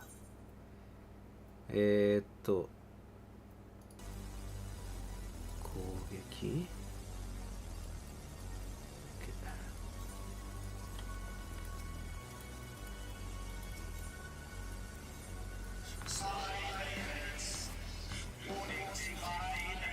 さっきから同じ CM ばっか聞いてから頭おかしくなってる。これ何の曲？これ何のアレンジなの？これサイレンスって元曲がわかんねえ。こんな戦闘曲あった？あ、レイド系だと俺やってないからわかんないか。サイレンス。ゴールド操作優待券はマストです。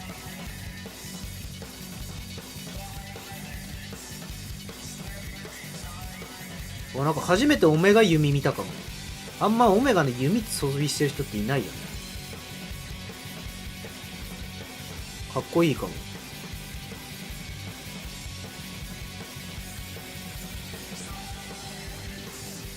やっぱアグライア行ってないからな。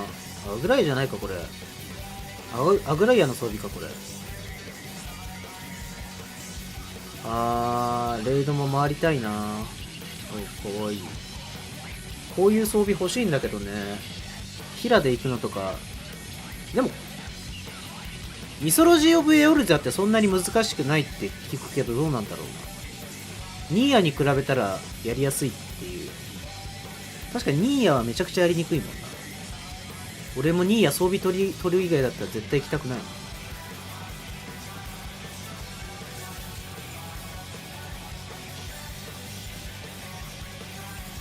今回の24人楽だよ。本当に装備取った？もう制限解除された？タレイヤはまだで実装したばっかりだから、あれか。ズレでニーヤ当たった時の外れ感。よし行くぞ、準備しろ。そんなバカな。24人集められる力を我に。アグライアだけ一回。アグライアだけ一回で。いや。ちょっと忙しい。タレイヤ以外は取り放題。エイプロシュネは、首からなんかストールみたいな、めっちゃ長いストールみたいな首からかかってるやつは何？エイプロシュネ？めっちゃストール首にかかってますよみたいな。平の装備。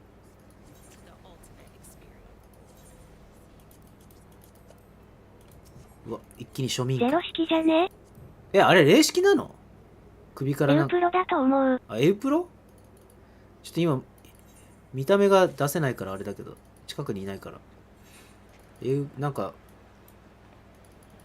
背中になんか、星みたい、なんていうの、6個、ファンケルみたいなのがついてる。ファンネルみたいなのがついてるのは霊式だよね。多分、エフェクトついてるのは全部霊式だよね。省略、以下略。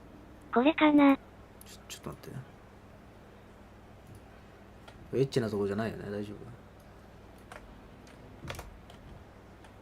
夫？これ、そう、これ。あれ？おい、始まっちゃった。来た。俺もね、ちょっとね、俺も最近ちょっとね、PVP やってっからね、少しは俺やってなくても結構ね、この前のやつ楽しめたけどね、今回全部英語だから全然わかんないかも。でもこの前英語のさ、実況聞いてたけど、なんか、やっぱ海外の人って喋るのうまいよね。昨日もクイズギルオネアでベラベラ喋ってたもんね。あれ配信者だからか。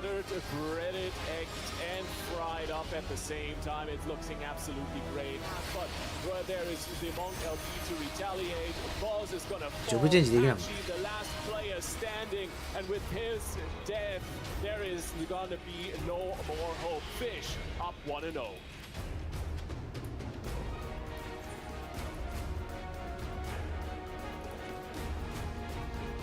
来週クリコンの予選か。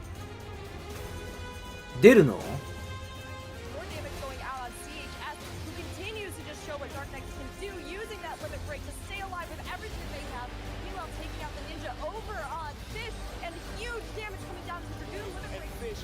やったことない。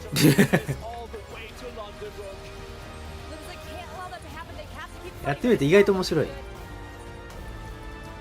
戦士面白いよ、戦士。ほとんど俺戦士でやってるけど。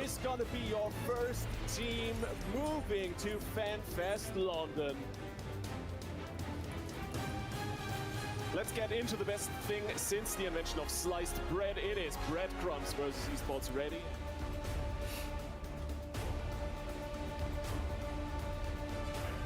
エロいこのイコって。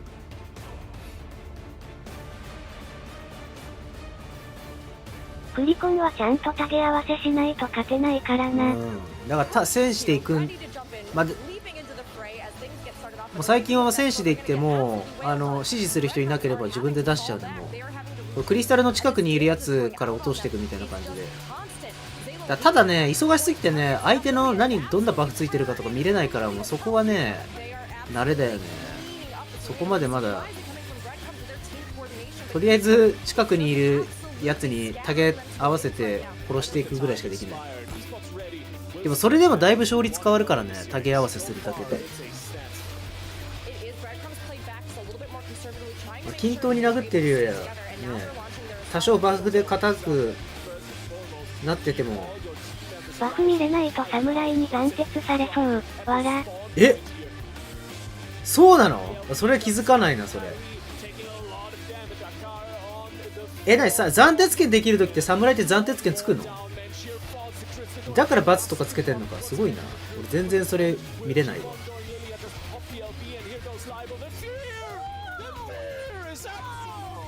聖遁天柱、聖遁天柱ってずっと言ってるの。マーカーつけたりできない。わら。忙しいな。やってる途中にマーカーつけるのなかなか大変だよね。俺はなんかPVE、普通に 通常状態でのフェルクリーブ打つところにターゲット位置つけて何々を攻撃しますっていうのをセットしてるから。崩しつくバフ使ってる時に殴ると斬鉄で壊滅よ。崩しつくって何？斬鉄剣って何回も連続でできるの？成功するとどうのこうのみたいな。なんか聖遁天柱がそうだったよね、確か。50% 以下のやつを即死させるみたいな。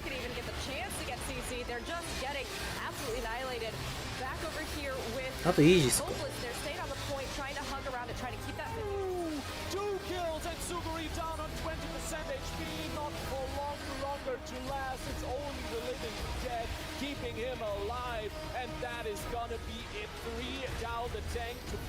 基本クリスタルタクティクスクリスタル。防御バフつけてる時に殴ると殴ったやつに崩しってデバフがつく。そうなんだ。じゃあ侍が防御してる時に殴んない方がいいんだ。初めて知ったやっぱ全部使わないとダメだね。使ってる職はさ、だいたいこんなスキル少ないから割とあれだけど、だいたい全部触ってみないとダメだね。覚えらんない。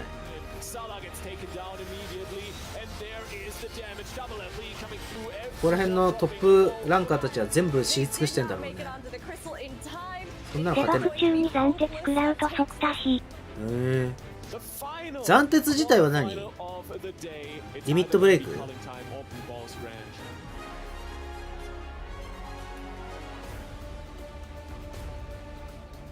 そうだ、このキャラもこの家持ってなかった。20の18。イージスってどっかやってた？防御バフって浮くやつじゃなくて短時間バフのやつ。自分侍専用の防御バフみたいな下準備みたいなバフがあるんだ。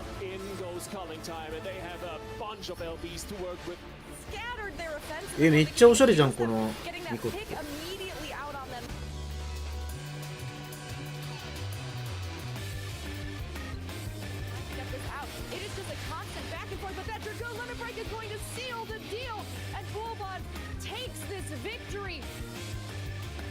俺ここ嫌い。からくり御殿嫌いなんだよ。からくり御殿ってなんかよくわかんないんだよ。あれギル取るとどうなんのあれなんかギルたまに出てくるけど、あれギル取るとどうなん？何のためにギル拾うの？ NPC がギル多い方に味方してくれるってこと？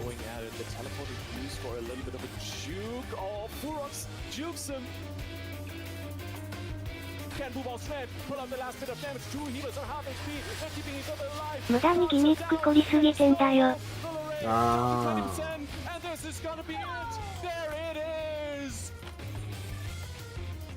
パライストラが一番いいよね。ギミックないから。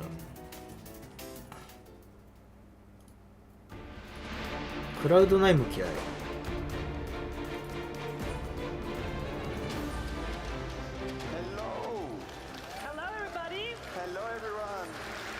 Shalom.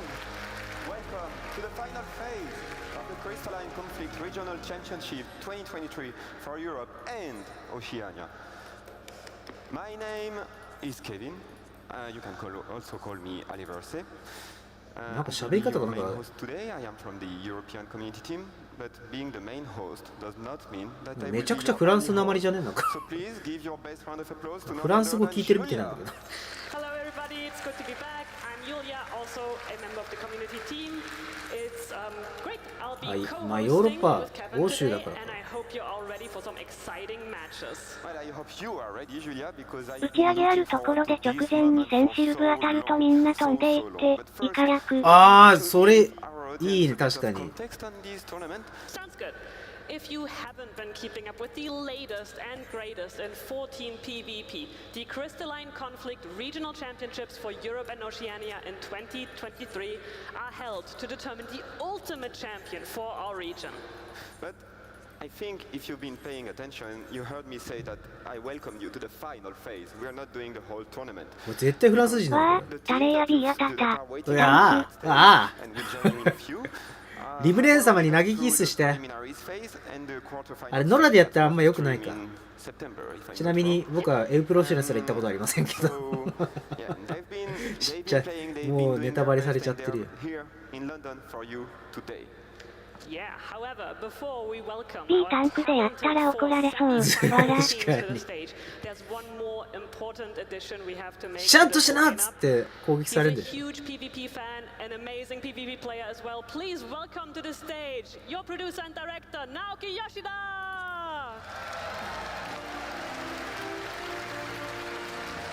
Hey, thank you. Thank you for joining us, Yoshida-san. I had a little question for you. Because Crystalline Conflict, since releasing last year, has been quite a popular PvP mod in the community, and I wanted to know what makes it so special compared to what other PvP mods there are. 吉田さん、早速ですけれども、一つお聞きしても大丈夫でしょうか。昨年クリスタルコンフリクトがリリースされましたけれども、特に PvP コンテンツとして人気が高いと思います。なぜコミュニティの間でなんかこの特別な存在になっているとお考えでしょうか。やっぱりこれまで、たくさんの PVP 作ってきて、いろんなことをやってきましたけど、特に少人数でやる前身フィースト、今はちょっとクローズしている状態ですけど、フィーストっていう、PVP コンテンツがあって、もちろんたくさんの人、今でもね復活をリクエストしてくれる人はいるんですけど、やっぱりそのフィーストに比べて今回のクリスタルコンフリクト、もちろん相手のノックアウト、ノックダウンを取ることってすごい重要なんですけど、それが、勝敗に直結するというよりは、クリスタルをどこまで相手の陣営に押し込むかっていうルールを追加したことによって、より白熱した PVP ができるっていうのがまず一つ目の要素かなと思ってます。Yeah, so in 14 we've implemented various types of PvP content, and in particular when it comes to parties with a small number of players, the feast was quite popular. Of course now the feast is no longer available in the game, and I know that there are many players who do request the feast to return, but when we compare Crystalline Conflict to the feast, knocking out individual players from the opposition doesn't have such a direct impact on the overall victory of the match. Rather, we implemented a new rule in Crystalline Conflict where the victory of the match depends on how far you can move the crystal to the opposition team's territory. And I think thanks to the introduction of this rule, we've been able to create more heated and engaging battles in PvP. あとはやっぱりジョブごとに PVP アクションというのをより少なくして、特徴的なものっていうのを用意することでPVP に触りやすくなったというところは一つあるんじゃないかなと思います。And I think another change that we made to PvP is that we cut down 今回のさ、なんかここ最近のイバリスは染色できなかったけど、やっぱ染色できないと行く気しないよね。24人レイドって。今からでも染色できるようにすればいいのに、そしたら行く人多分増えると思うけど、ね、リターンとイバリスも。リターンとティバリスが一番当たりたくないから。この前当たってちょっと黒魔同士でさ当たっちゃってちょっと絶望したよね。しかも黄金で。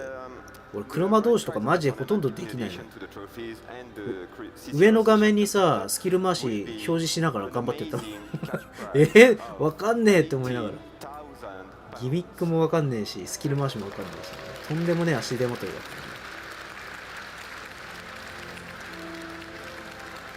That's right, 18,000 pounds. And Yoshida-san, I'm sure the players backstage must be feeling the pressure already. Do you have any words of advice or ブリザド氏。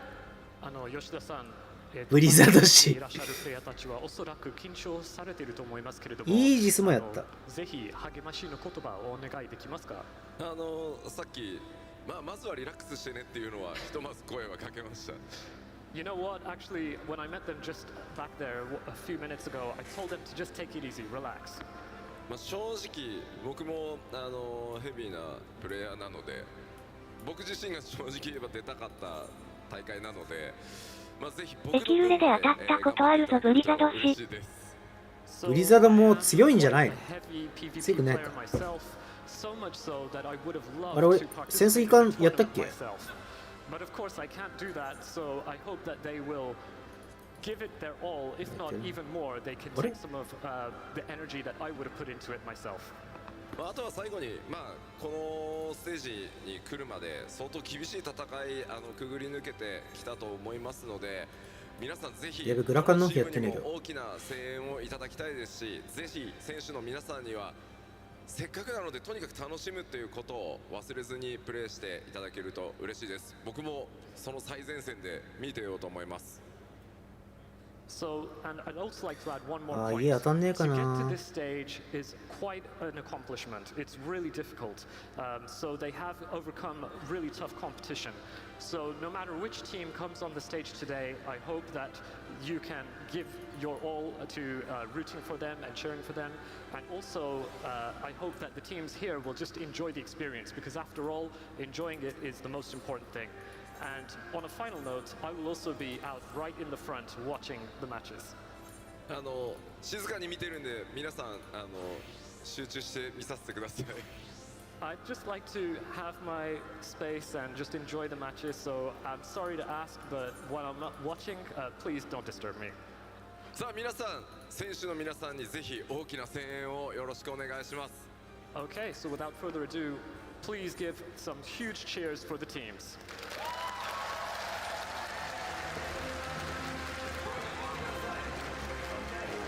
Teams participating, do your best.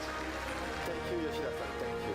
I'm sure that the players will be taking your words now and backstage. そこでやるんだ。 And we see you when the champions are crowned again. So thank you. ありがとうございます。はい、では後ほどまた、決勝会場でやるんだね。でこようと思います。決勝会場です Okay るん then, だ。 so I will definitely be back after the finals have finished. Okay, thank you. パソコンの設定とか使い勝手違うだろうに、データ持ってくるのか。自分用の UI とあと自分のコントローラーとかキーボードとか持ってきてつないでやるのかな。Today, our 4 semi-finalist teams, Esports Ready, Hopeless, Bubon's Ranch, and Fish, 賞金あん are のか going な。 to battle it out. They'll be playing in best of 3 matches, which means whoever wins 2 rounds first advances, フィッシュ and they'll be ホ climbing ープ up レ the ス ladder ホ and ープレ heading ス onto the 絶望って finals, こ which と？ we will be seeing playing out on stage 希 live. 望はない。 And these finals, unlike the semi-finals, will be best of 5. Meaning that will be an intense match, and they will need to be very, very, very endurant with making it there. But 希望になって。 our time might have 希望になる passed a bit, か。 and it might be time to give the stage to the players. That sounds great to me. Let's call in Esports Ready. Let's get loud and ready for Esports Ready, starting with Akatsuki. 暁どういうこと？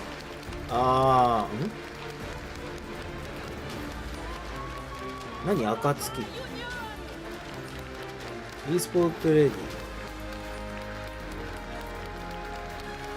赤ってこと？ Next up, we have Lilia Benners for Esports Ready. すげえちゃんとしてる。すごいなんかすげえ本格的な e スポーツ大会みたいじゃん。こんな可愛い女の子がうまいのすごいな。めちゃくちゃなんか e スポーツ選手みたいじゃんガチじゃん。ガチっぽく見える。ガチっぽく見えるんだよ。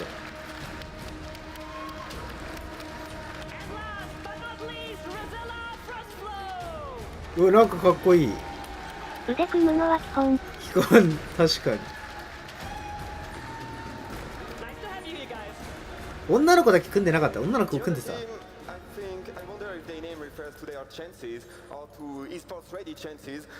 一人女の子がいる。女だよね。なんか胸ないけど。女っぽい顔した男なのか。ホープレス。黒いね。絶望じゃん。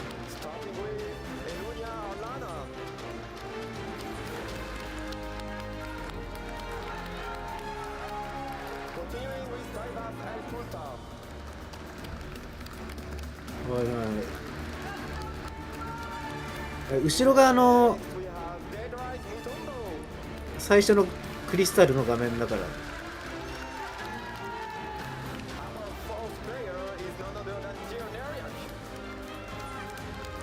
この T シャツもらえんのかな。売ってんのかなこれ。クリスタルコンフリクトの。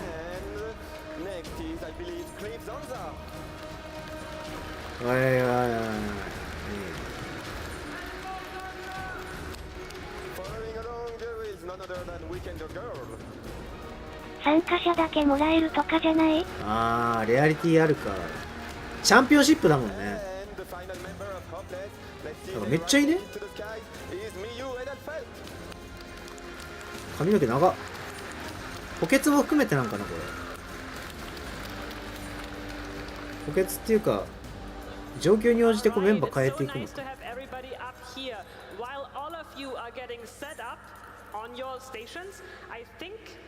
We should be calling somebody else to the stage as well, don't you think? Yes, I think the stage wouldn't be full without them both. That's right. If you watched Gillionaire yesterday, you might have already seen them show up. We've also seen them in our quarterfinals, and you'll be familiar with their lightning-fast analysis, quick tongues, and quick wits. Please welcome to the stage, Rookery and Letty! マジで上手いプレイヤーってさ、選手とかで飛びかかるプライマル連動しようとするとさ、本当にポーキーにしてきたりヘビー打ってきたりとかすごい上手いよね。やっぱそういうデバフ欄見てんのかな。察知される。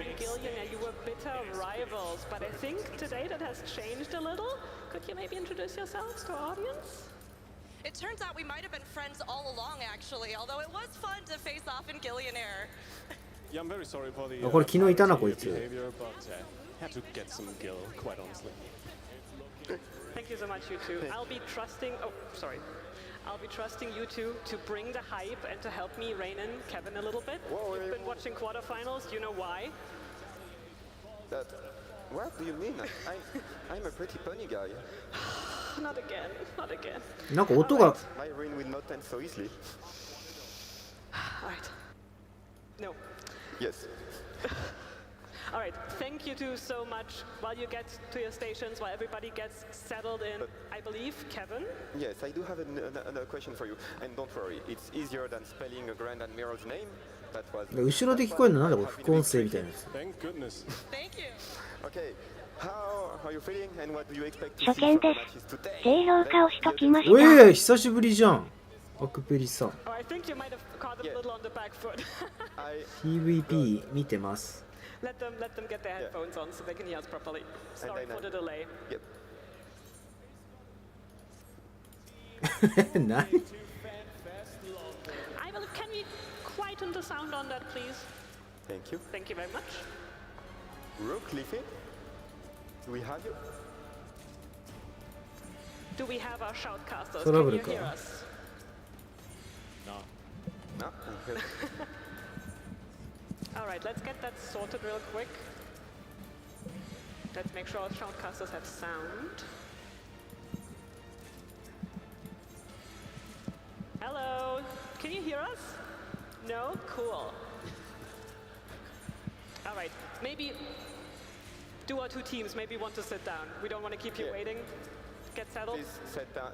Teams, please sit down, get settled, and prepare for combat. Yeah, while we sort out this Right. little Yep. audio situation.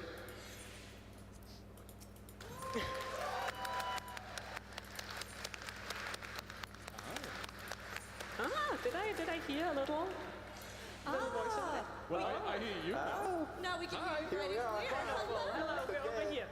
Okay, I believe Kevin had a little question for you before we get started. Yep, you left us alone like that. How dare you? I That's for wanted your to know puns, how you Kevin. were feeling today and what you were looking forward to the most for the matches today. Oh, I am so excited for the matches today. We had some incredible quarterfinals. For those of you who didn't tune in or maybe saw the recap video, このオカマみたいな人目めちゃくちゃキラキラしてる。 But Bubons has constantly come back, and they have so much heart to boot. And Fish are ゼロ式配信まだ ゼロ式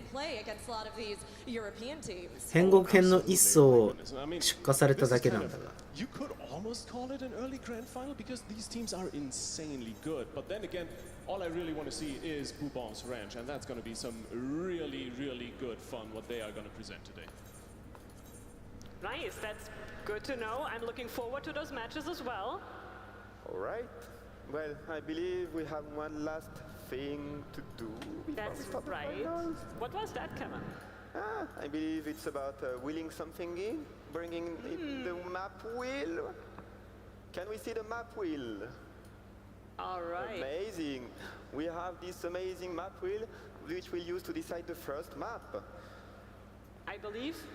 Can we still get the spinning, or is it already decided? It's not decided yet. Okay. Decided yet, because it might have been on another map. Okay. So I'm gonna press.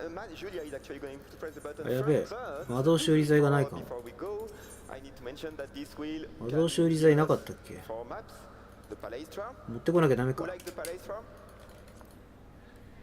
Yeah, we have some Palestra fans, all right. Who is a fan of the Volcanic Heart? Because that's the second map we could get.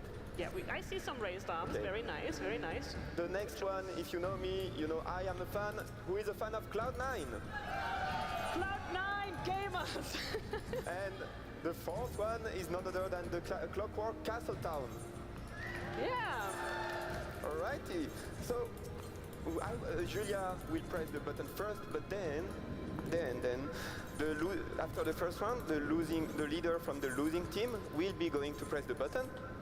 That is over here behind the trophies, and that's how it will go. Okay, sounds Volcanic good. Then I'll Heart. get to spinning. Yep. All right. So it's where the first round shall be fought. Yep. Let's see. I believe. There is a mouse in the middle. We're getting there. We're getting there. Come on.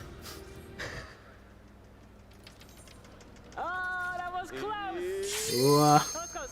Our first match will be played on the Volcanic Heart, and I hope you're looking forward to some hot matches. Alrighty, take it away, Rook and Leafy, and we'll be seeing you after the first match. Please cheer for our teams. Thank you, Kevin, Julia. Man, it is so good to be here. Rook, we're gonna get some really nice PvP here. But first, since this is the first time I get to cast on such a big stage, I've always wanted to do this. London, are you ready for some PvP? Woo! All right. Hopeless, we got some really good good portraits going on here. I think you guys will see that in just a second. On the other side, well, esports ready. These guys have prepped so incredibly much, and quite honestly, for us both, I think these are kind of the tournament favorites matching up against each other. It's incredible that these two teams are clashing here and now at the start of the semifinals. I mean, we can see here already some real powerhouses. I mean, esports and Hopeless, both incredible contenders. Hopeless in particular, as their name suggests, もう始まってんだ。 giving little hope for the other team's victory. But esports are ready, and they are here to bring their best. We've got an interesting kind of 2 tank versus 2 healer. ポートレート見てなかった。 Yeah, it's a little bit basically of something we were expecting. Especially Hopeless loves to run this death ball brawl comp. They want to 5v5 the whole time, and just like that, we're kicking it off. Welcome to the 2023 CCRC Regional Championships for Europe and Oceania. It's Hopeless versus Esports Ready. They are both playing it a little bit back here at the start, trying to just sort of conserve, but jumping in for the initial engagement. We see those Astrologian attacks flying off as that heavy hits Deadrise. Deadrise able to come out of it, still alive, recouping that health, but at the cost of a lot of mana, Lippy. Oh, that's not looking good. We knew that Esports Ready was looking for that first pick. They want to break the death ball. タンク2枚構成なのか。 But now that Hopeless is 本 moving 当だ forward. タンク2枚構成で片方タンクいないっていう They need to regroup and kind of get な themselves かなか even footing, and Tyra 両極端なパーティ getting ー one shot. Ooh, two down ヒーラー2枚とタンク2枚構成 Good in this initial engagement. 両極端 They're still trying here, just seeing if they can kind of get closer, if they can get a better sort of glimpse on the fight. But as it is, they aren't able to get full purchase. Meanwhile, Tyvis still just staying on the crystal here and absolutely camping it as the engagement continues to come in. We've got all kinds of CC flying left and right. Alunia taking a lot of huge damage, but those tanks are holding strong, Lippy. It is looking good so far. Lilia going down though. Cliff still in the middle of the fight. No MP left to deal with, but that white mage LB is gonna do quite some damage. Union looking for some blood, but Cliff dropping lower and lower. There's the tankiness from Hopeless coming through and doing a really good job. But is it going to be enough for the moment? It seems like Hopeless is carrying on forward with the tank going down. Hopeless is, they've been in a good spot. Those two tanks are really helping them stay anchored here, though. Esports Ready has been taking a lot of damage. Tyvis in return now taking a lot as well. We see that heavy 合わせしっかりしてるならタンク2枚構成強そうだな。 trying to get that ninja limit break, but the Dragoon limit break rains down from above over with Tyr. And it's going to put Esports Ready on a bit of a cautious back foot here. Ooh, the execute with a Ninja LP. Deadrise just coming in hot, cleaning it up. Even though Esports Ready got a kill, they were not able to break the snowball. And you can see Hopeless, they thrive on 続 momentum. く見るのですね。対人は興味がないと思ってまし We た。 are on the checkpoint, halfway there. 最近ね始めた First map of this series. And of course, ただ英語だから何言ってるか全くわからんこの後なんだっけスケジュールグラスさんから来たやつ見ようこれで終わりかも俺たちが 見たいものってないかあコスプレショーか別にコスプレショー別にタイムシフトでいいんだけど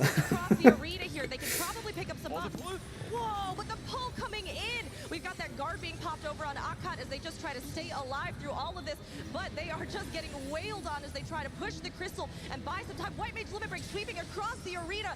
It does get Deadrise. Wow, Deadrise down, and with that, a lot of the execute potential of the Ninja gone from the blade. There's the kickback, the executor going down. Esports already starting to get some momentum of their own. This is exactly what they're looking for. They need to keep it going now. Do not let Hopeless come back and recover. They have to. If Hopeless sets the 65.2 tempo, they run away with it until it truly is Hopeless. Right now, Esports Ready has a chance. They're getting that 10%, 12%, 15% as they continue to push it closer to the 50% marker here. We've got the other team currently Hopeless trying to sort of bandy around. クリコンの大会何が起きてるかわからんから面白みに欠けるのが残イカ役難しいよねこれやったことある人でも多分ね何が起きてるのか分かんない本当にやり込んでる人だったらあ何が起きてるなって分かるんだろうけど軽く触った程度のライト勢じゃさマジでこれ実況が日本語版だったとしてもよく分かんない整頓天中整頓天中とか言ってんのしか技叫ばれてもって感じ使わないとね俺らが全部使って分かってれば面白いんだけどあ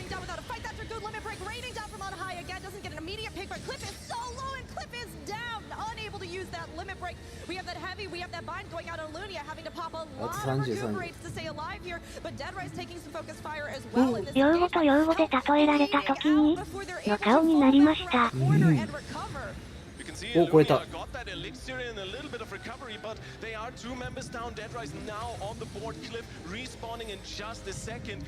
クスだと見てるだけでうまいなって思えるんだけどな、ね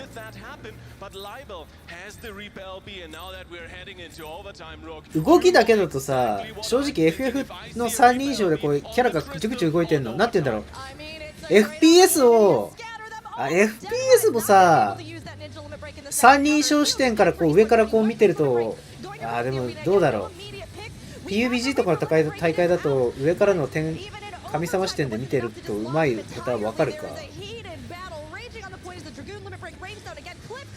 ちなみにグラスさんとかこれ見てて誰がうまいとかわかる？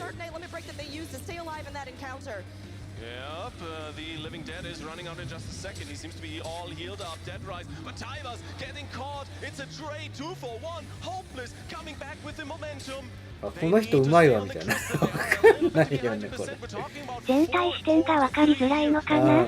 他のゲームみたいに個人の視線力、理科力。個人さすがに分からんわ。そうだよね。これ見ててさ、誰がうまいかよくわかんないよね。全員うまいんだろうけど、俺たちからしたら。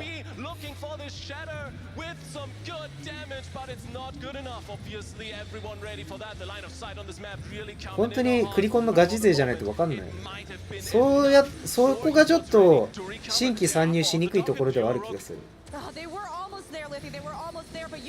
やるとね、面白いは面白いんだけどね。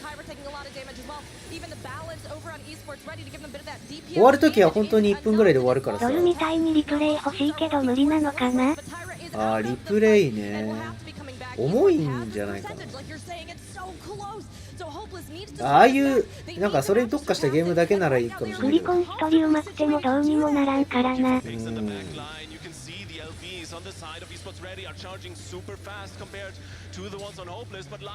一人上手くてもね、相手のチームが5人上手かったらね、その一人、あいつ上手そうだなって速攻で殺されて、無謀の周囲になった瞬間、もう即壊滅だよね。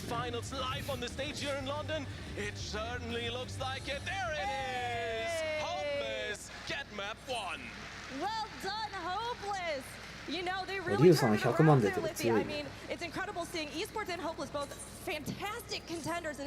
なんか終わった。It's incredible. We got a little bit of an opportunity to talk to the teams before we headed into the finals here. And while we get to chat a little bit about that, we do need the team captains to quickly push the buzzer because I think we all want to find out what the next map is, right? I mean, Cloud9, yeah, right? Don't encourage Kevin. I know Cloud9 is Kevin's favorite, and apparently a lot of yours as well. The toss-up really does allow for a good shake-up with the actual match, but I mean, as someone who loves Clockwork, anyone else a Clockwork fan out there? Okay, all right. かといってさ、分かりにくいからっつってエフェクト切ったらすっげえ地味になるしね。エフェクトがさ、全員のエフェクト見えるようにした状態で天の視点で見るとマジで何が起きてるか分かんないけど、かといってエフェクト切るとめちゃくちゃ地味になるし難しいとこだよね。FPS だったらさ、別に銃でバババーンって撃ってるのだけでそんなにエフェクト出るわけじゃないからね。ルー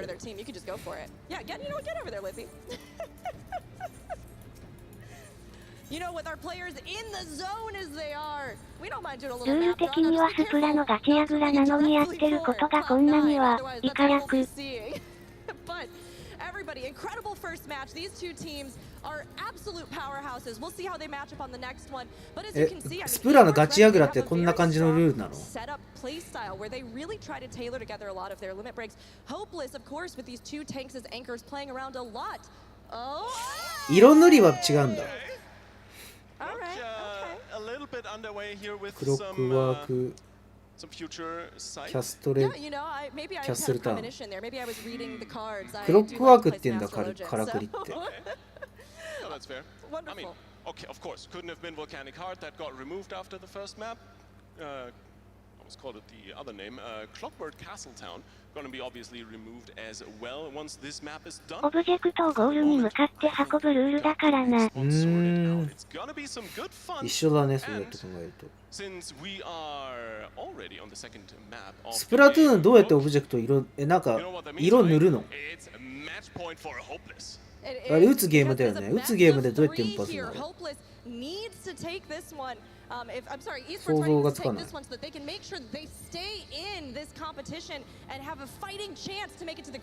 ってる間動くよ。あ、一緒なんだ、クリコンと。じゃあその間の色なんて言うんだろう。絵の具銃みたいなので戦うけど別に色塗りみたいなのは関係ないんだ。物を動かすやつだから。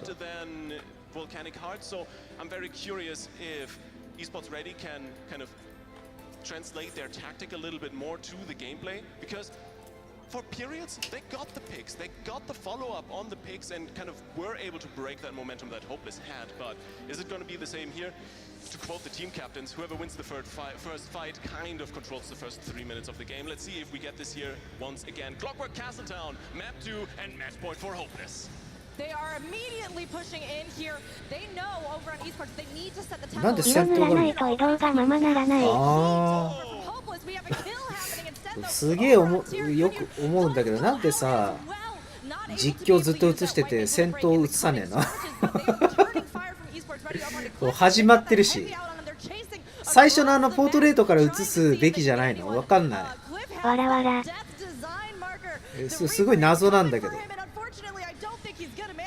日本の大会だと普通にポートレートからちゃんとね、わこういう立ち待ってますよみたいな、みんな揃えてって、わいい写真ですねとか言って、そこら辺から入りやすいんだけど、欧州の人たちちょっと感覚が違うのかな。選手が主役なんですが、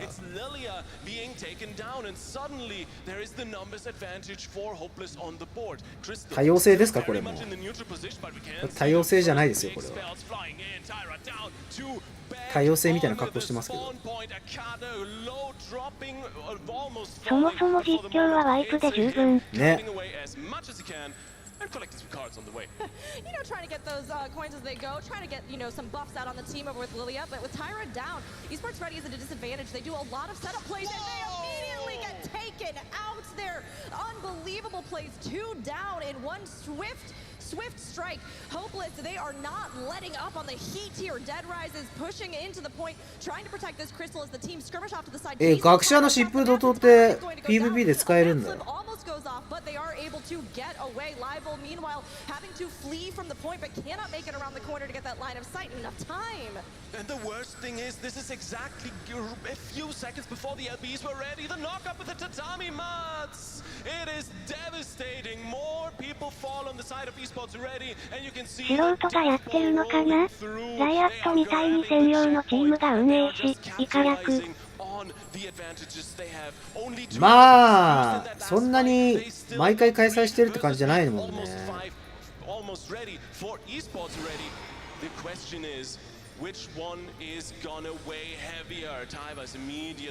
ぱ FPS じゃなくて、そういうなんか e スポーツのAnd Cliff is the next target, but that's it. Dark Knight with an LB, man. You cannot kill this guy. It is unbelievable. These 2 tanks anchoring it down, and Hopeless told us that they want to set a new meta. まだ日本語の方が分かりやすい。マジ何言ってるか分かんないから全然楽しくない。やっぱタンク2枚デック付けにするの強いな。わら。CC 付けって何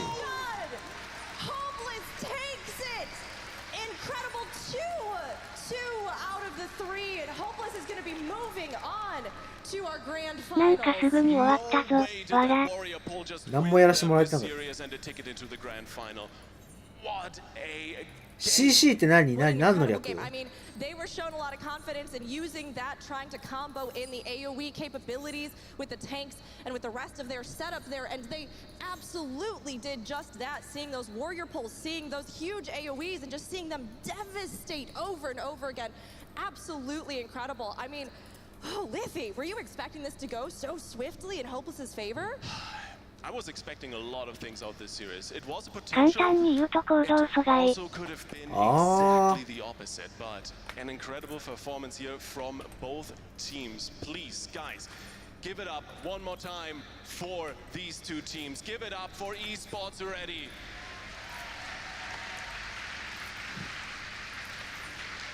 And of course, a massive round of applause for your first grand finalist, Hopeless. So as we can see here on the bracket, they will be moving up. Hopeless will be facing off with whoever will be the victor of our next 2. But that was an incredible start to our semifinals, Lippy. Yeah. What a match. I did not expect that to go over so fast. I mentioned we talked a little bit to the teams. There was a lot of talk about 暗黒も選手も引っ張るスキルあるから自陣に呼び込んでボコボコよ。They even swapped out one of their players, Rizilla, sitting down on the bench, making way for Lilia. ああ、そっか、暗黒のアビサル、なんだっけあれ、ソルトアース。この人昨日のクイズにも出てた。出てた。これ配信者なのかな、実況専門の人なのかな。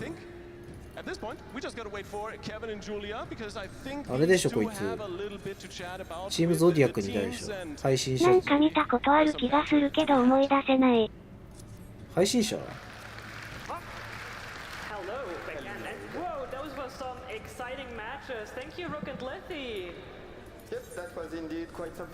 え、2試合で勝負決まる感じ？ボサン方式か。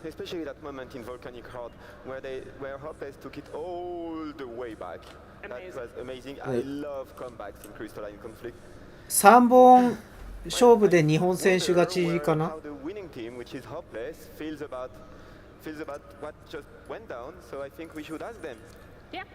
ピアチタンもクリプトメリアも1スタックいったからもう普通のコールに戻そうかな。Yes. Okay. Let's grab it from over there. Ah, thank you. I shall go greet the commentators and steal their mics. They are mine now. And now one of them is Julia's. Thank you. I will keep this and hide it. Take good care of it. Hello, Elunia. How are you feeling? I mean, honestly, pretty relieved at first, but we're also feeling really great, obviously, because we won this. I mean, honestly, props to Esports Ready, the other team. I mean, I think they played very well. They were probably our best scrim partner, like, coming into this tournament, and we're really happy to, like, have won here. Do you have anything to tell them before? You guys played well. You guys played well. You should be proud of, like, getting here. I mean, it was a best of 3 as well.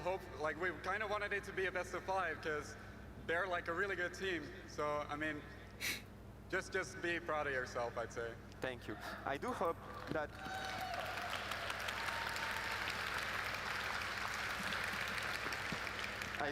you are prepared for what comes next. クリコンあと2時間くらいあるんだけどそんなに時間かかるか？ Let's check in with Esports Ready. I believe I've cut あとは me here. 3試合だけでしょだって。2時間半撮ってんのか。もう終わりそうじゃん。もうまだ終わんねえけど。あ、でも45分、20時3分。早く終わって吉田が1時間盆踊り大会してくれ。ああ、まあそうだね。ヨシピーが参加してなんかエキシビジョンマッチみたいなのしてくれるや楽しいかも。That's so great to hear. Can we get a huge round of applause for Esports Ready? それは見たいかも。笑。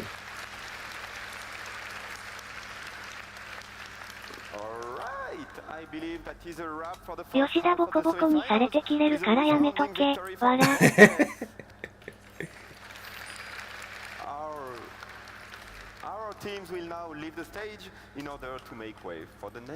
ラスボス吉田登場。I think we're in for some really exciting matchups as we continue. Rook and Lithy, what do you think? We still have your mic, so that's probably no.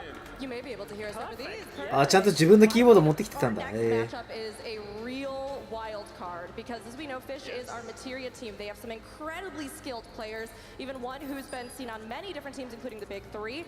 But they have not had as much of a chance lately to go directly up against all of the European teams. Yeah, with Fish on the board, we're scaling things up, and of course we need to bring Bubon's Ranch in for that one.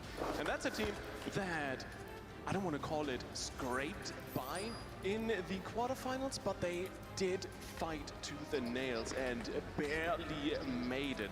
They are an incredibly fun group of people, and I mean, they got a mascot. It's so cute. Have you guys seen Bubon?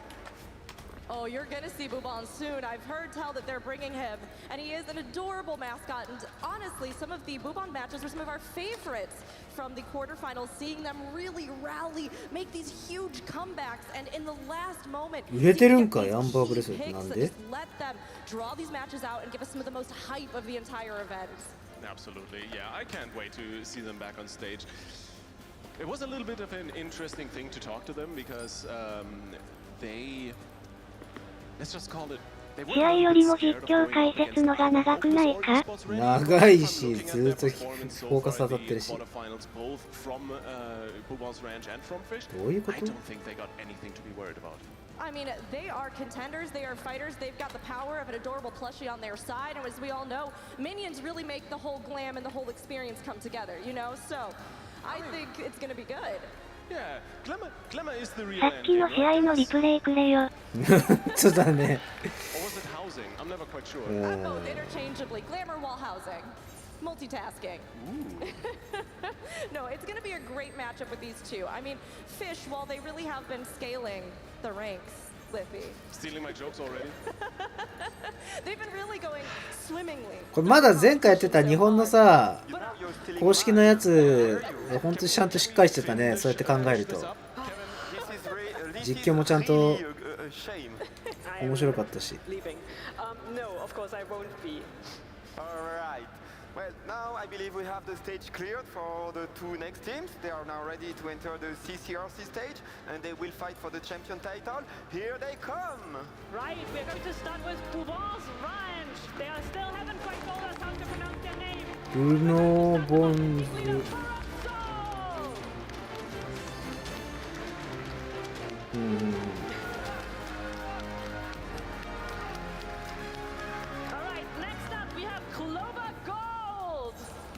女の子いるじゃん。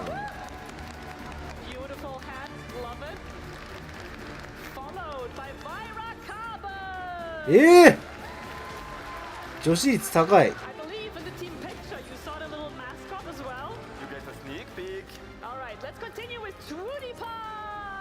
喜ばないで混ぜてもらいましょう。わら。ちょっと今ピューディーパイって言わなかった？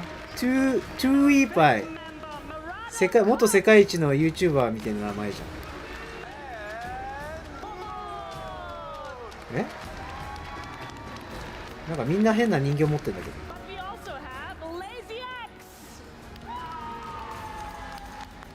ど。女子率高っ。あれなんか腕毛濃っ。タトゥーかと思ったわ最初。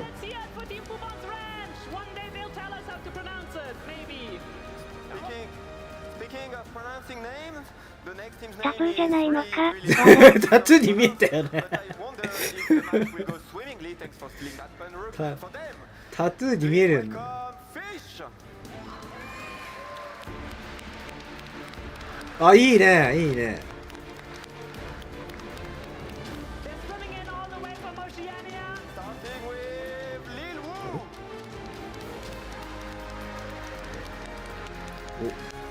日本人っぽい。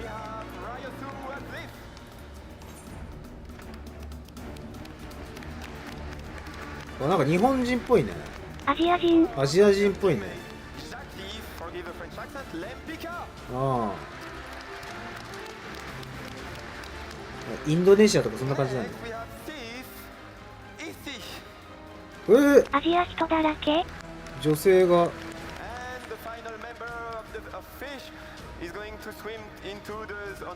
ぴったり5人なんだ。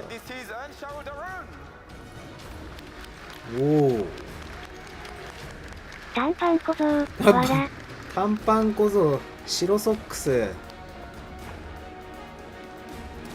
I think we have both of our teams on stage now, right?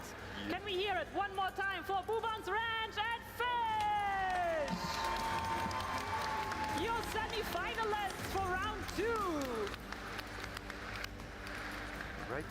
Alright, I believe there's one more thing to do.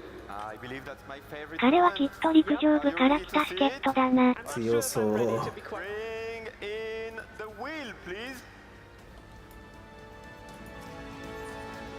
So just for those of you who haven't been keeping up with quarterfinals. Right, okay, yeah. Okay, well, it is 9 time for me to press the button. During quarterfinals, Kevin was really on a roll with these Cloud9 picks. So I believe we'll have to see if the prophecy comes true. Cheer for the map you want to hear, to see.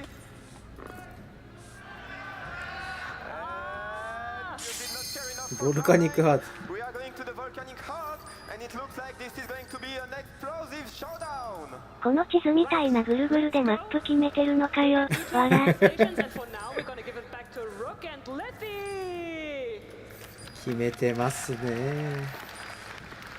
Thanks, guys, but honestly, Julia is pulling as much Volcanic Heart as Kevin is pulling Cloud9, right? So I think she rigged something. Not これ売 quite れそう sure, だな。 but it's getting a little 7000 suspicious. The great thing is that all the different maps offer their own unique challenges, right? And we know we have another アトモス出てきてステージ変えようぜ。わら。 But right now we're working with our oldies but goodies, and the Volcanic Heart is one where we've already seen can be a huge game changer, particularly for CC. If you're able to block people into those fire lines, if you're able to pull them in, stun them, or do anything to kind of hamper them, or make use of those orbs that are dropped, you can really get an advantage on this map or change the pace of what's 選 happening. べれないのかわいそうだろ。好きな扉くらい決めさせようぜ。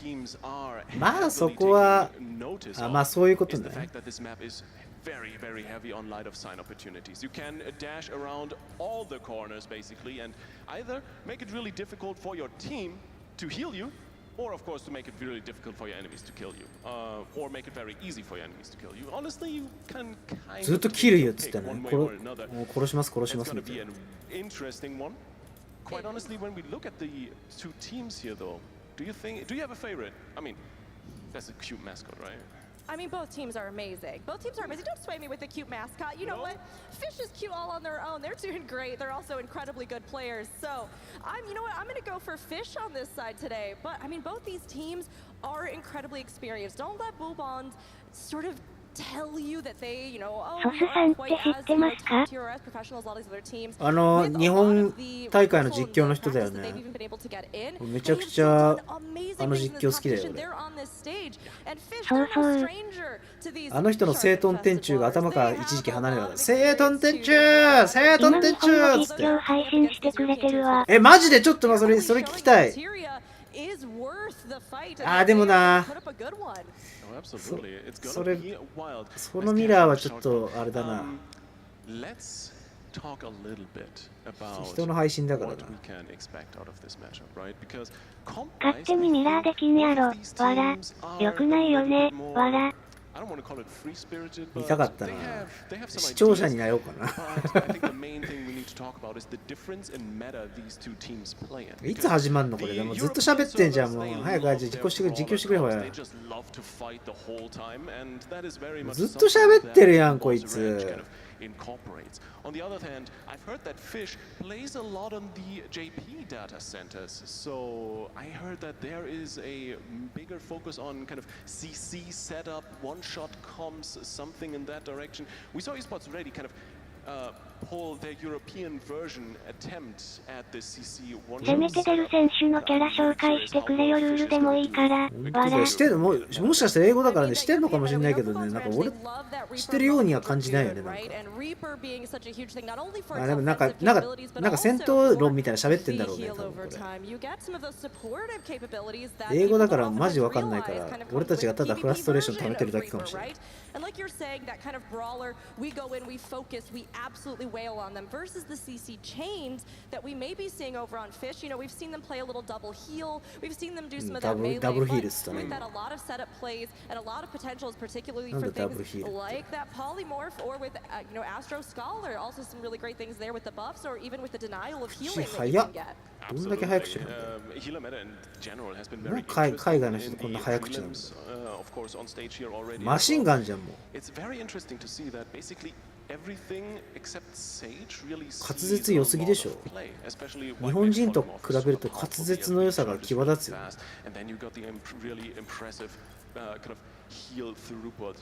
こんなポロポロ言葉が出てくるのはすごいよ本当に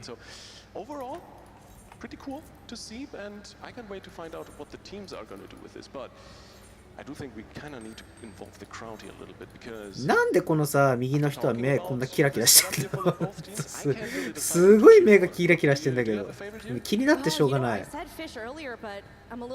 魂こもっちゃってんだけどね。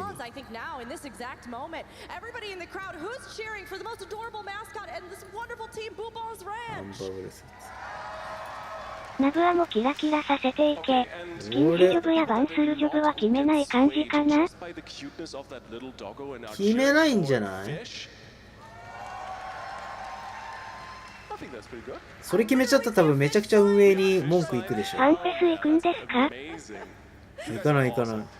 Oh, and a very good close-up on the most adorable little wolf plushie around. Love to see it. You know, PvP, a lot of times, it's a cutthroat thing, right, in a sense, but it's also いや、家からね、まったりしながら見てる。なんだそのぬいぐるみは。吉田に会いに行きましょう。吉田にだから喋ることないもん。頑張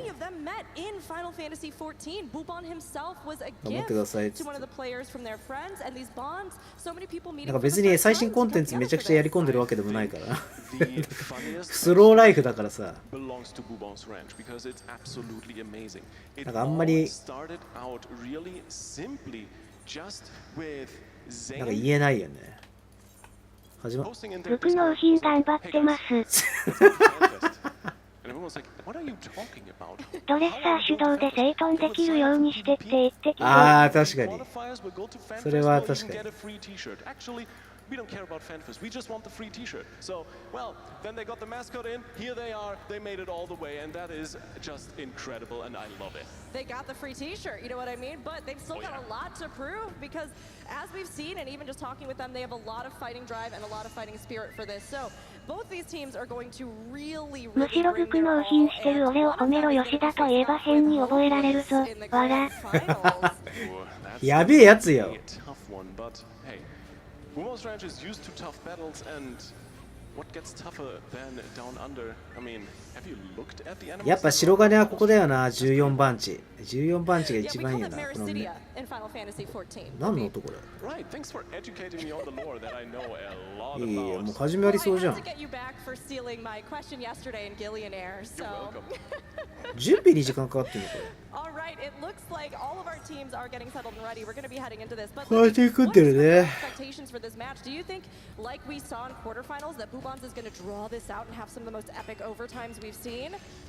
It might just be. Bubons is very resilient. They got the nurse. This is something we haven't even talked about. That might come in very handy just being on stage. You guys can imagine. アンバー今高いんだよな。なんか知んないけどアンバーが今高い気がする。あれそうでもなかった。めっちゃ安いんだけどな。トパーズが高いんだ。トパーズ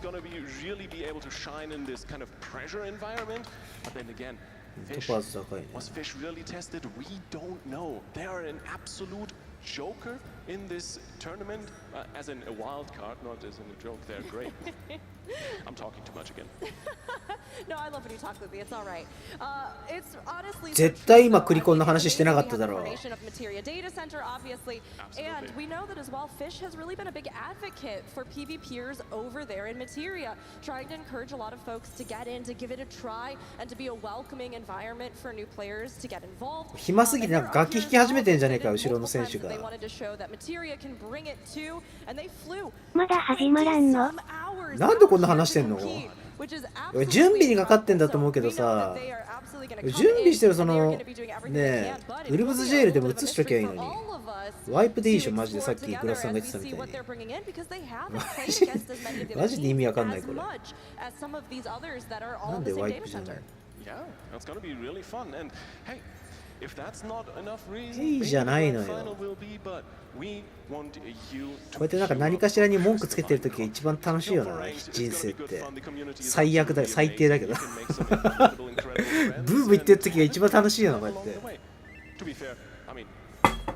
about the friends they make along the way anyway, right? 一番楽しい。 Yeah, even these teams that we've seen them all the time hanging out, chatting, talking about how great it's been to spend time together, but of course, as well to hone their skills and to come in for the competition.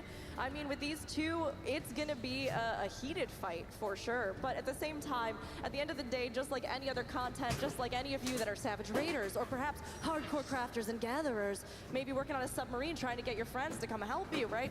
Any group content that we do in the game, it's always fun to part at the end and say, hey, we had a really great time and we got to play some incredible matches together. And I know all these teams, even with the competition, are also taking that to heart. No, ゆ absolutely. で卵を弁当箱に I'm 入れる hearing a わ。 lot of menu sounds, and I think we're getting very close, Rook. I'm excited. I'm excited.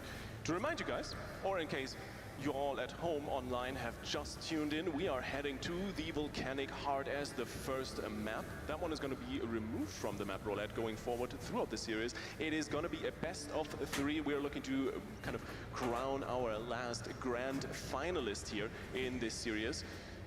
いや待って1回戦目がさ早く終わりすぎちゃったから時間調整してる可能性ないかこれ。 Who thinks Boobon's Ranch is going to take this? Who thinks Fish is going to take this? Pretty evenly split here. I'm hearing a lot of Fisher mains in the crowd. Oh, you think they got confused and thought you were asking who loves fishing in game? No. We all love fishing Who in loves game. fishing in game? See? I mean, we even have a fishing mini game over here. It's true. Isn't that awesome? I love it. I wonder if Fish has played that yet. Maybe they really were honing their skills practicing, trying to get that, you know, fish up the big one. I do love it too because Fish's actual motto themselves is just, I love fish. Let's fish. We want to fish. So they are going to be fishing for a victory here today, But what's the catch with that? we've got to stop with these puns. We're out of control. Kevin's not even here to get in on that. Yeah, I mean, he can't also complain about us stealing them if we do them first, right? So, Well, it's こ true. い You つ just ら use 10 all, 分 but, ぐらい you 喋 know, ってない like we were か talking about, both of these teams 笑 have slightly different sort of strategies, tactics, and it is right now, I think, a big toss-up for both of them, right? One of the things that people oftentimes underestimate within these kind of group party comp PvPs is how much your picks make a difference. Those compositions, the counters, the plays that you can make with your limit breaks, how you then pair those together. If you haven't played in a lot of custom lobbies, you might not realize that full impact, but that is part of why the teams sometimes just take a moment to really make sure that they can get their setup right, that all of the composition is exactly what they Well, need. it And we are doesn't going to be nice. heading in for our first match here with Boobon's Ranch and Fish on the volcanic heart at last. So hopefully that time, those decisions, they've picked a good composition here and they're feeling good about it, Lippy. I sure hope so, Rogue, because there is not just a ticket to the grand final on the line. In this tournament, we're playing for trophies. We are playing for a prize pool of 18,000 pounds. ちゃんと今回映してる。 Something these teams do not want to miss out かわ on. いい And look 初心者マー at ク the つけて synergy on the portraits here. Boobon's Ranch doing fantastic on the おは other てな side. Ooh. 一人失敗してるし Theme steal going on. 初心者マークとハテナこれ何チーム同士で話し合ってやったんかな It is volcanic hard once again. It's gonna get hot, explosive, and very, very. 揃うことないよねチーム同士でこれ知り合いなんじゃない That's a samurai and a machinist. Oh, would you look at that? あれ We haven't seen as much machine 平荷構成は同じだね海外だと平荷が流行ってる has incredible power as well as just being able to get those specific picks that you need. Both running here with these two healers, 3 DPS, so we're gonna have to see which one makes the difference in the end. It's really curious to see because I was talking to Rizilla from Esports Ready earlier and he mentioned 近接 machinist actually DPS bought 3 pocket picks just to further 近接2 use the one-shot 遠 potential 隔 of 1 this job. But first, we are looking for some blood and it's gonna get hot really, really quickly. Some good damage going out on Clover. Lil Wu is the target on the other side, but Brooks getting absolutely one-shot. Out he is, and that's a numbers advantage. Fish coming in really hot. They're coming in so hot here, trying to get those picks as they continue to just harass Twootie Pie. Twootie has used almost all that mana. We see that sun going out over on Vyra as well. Vyra is out for the running. Twootie taking a lot of heat, can't fall back down the hallway. It's Sun, can't move and can't escape and 文 falls 句入ってるのかあんまり強いって聞かないけど in immediately to take this 使った victory. ことないから分かんない Really 今めちゃくちゃ追っかけられて殺されてたね。めちゃくちゃもうめちゃくちゃ付きまとわれてんじゃん。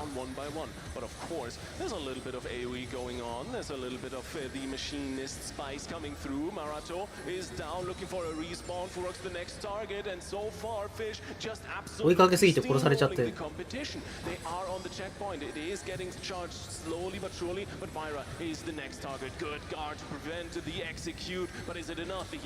まあでも下手に引くよりはなんか敵の陣地に入り込んだ方がいいっていうよね。They got that pick. They're going for Jackie next, trying to take out both of these healers, trying to make sure that setup can't be used and that healing reduction won't be out. The limit breaks are getting closer and closer on both sides. Sith already sitting on that, but probably looking to pair with somebody else. Little Wu on the prowl, looking for a good kill opportunity. But they're all regrouping right now as they try to look at this arena. All of the effects going out on it, what's left in its wake, and then try to encounter. We have Fish at 50% and Bubon's Ranch at 21-23. They're continuing to push it up here to this 50% marker, but Fish is just lying in wait. It is slowly but surely working up. You can see Fish pulling back. They know they have the LB disadvantage, but slowly it's getting in there. The laser coming through, but Unshao is the big target. クリコンやってる時って全然喋んないんだみんな。みんな口つぐんでやってるけど。あ、喋ってるか。一応通話つないでやってるんだ。そりゃそうか。誰か指示灯みたいなのがマーカー使ってなんて言うんだろう。マーカーとか使って指示出してやってるのかな、こういうチーム戦って。The potion isn't able to get it, and Fish is swinging this crystal back. They are still on the prowl, though, looking to see if they can get any picks. Going after Murato next. That stun hits Murato. Can't get around the corner, can't line of sight, and is out.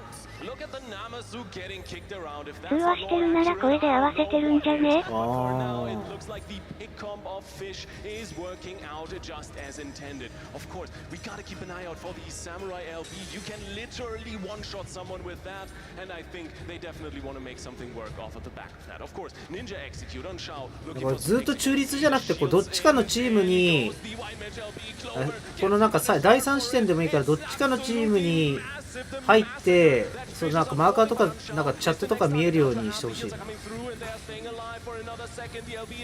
もしかしたらチャットとかも使ってるかもしれない。クイックチャットか。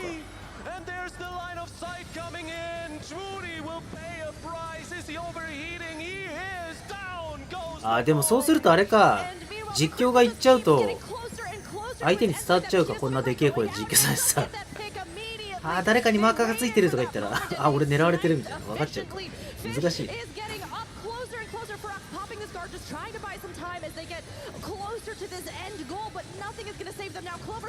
さすがにそんなことしないか。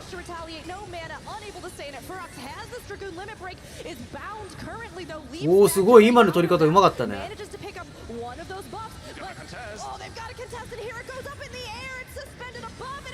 ああ。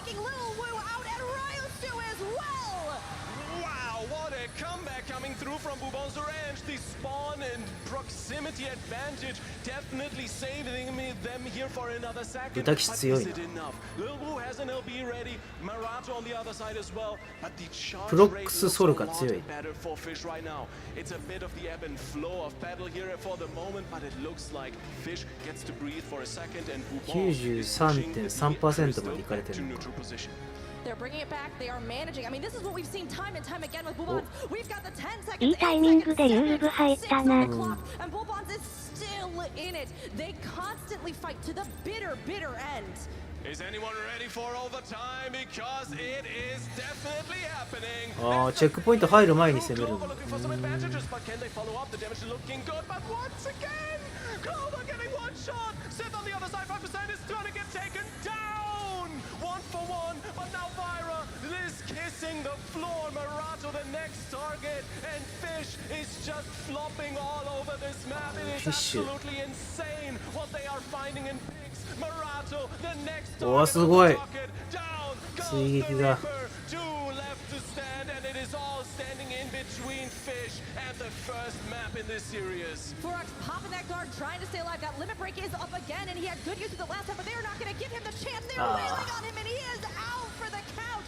Clover Gold is the next focus fired. Even though Woolbots has it here at 50%, they are in overtime. They have to keep somebody on, or they will lose this. Clover is down. Vira taking massive damage, and Twooty having Fish that強っ stun is not able to get it. But they'll pop the guard last second. It's still somehow alive, but no heal. ボコボコじゃん What a follow-up, and of course the positioning on the map is so unfavorable for Bubon's ranch. Fish is so close to their spawn point, and Bubon's has to こうなると1枚ずつ剥がされていって終わる。うん立て直しでもオーバータイムだからね、立て直しで戻るってもそれじゃ負けだからね、どうし行くしかないけど、もう1ケツとか2ケツの状態でね。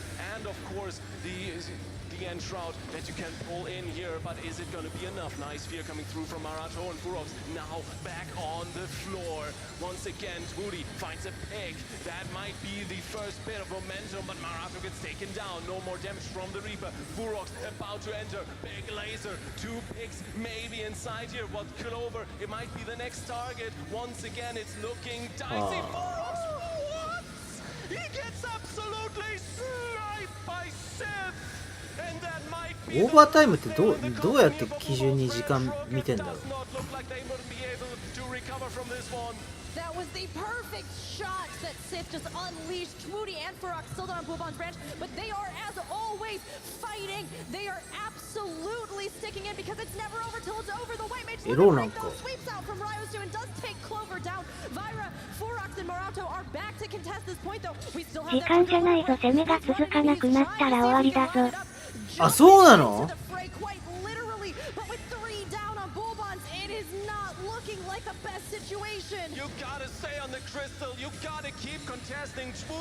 あ、この攻めてる乗ってる間はじゃあそうなんだ。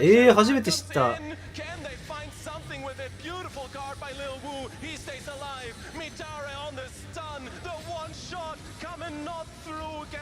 今確かにちょっとクリスタル下がったらオーバータイムのところ、降りちゃうと乗ってるうちはオーバータイムついてるんで、確かに。クリスタル乗れなくなったら終わる。あ、そういうことなんだ。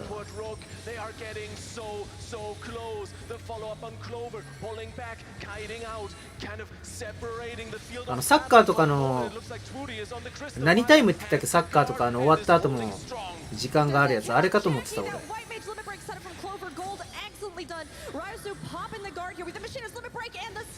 ロスタイムか。ロスタイムみたいな。でもどこでロスしてんだろうって思いながらずっとやってたよ。ロスタイムなのにそんなロスするとこあったかみたいな。何なんだ。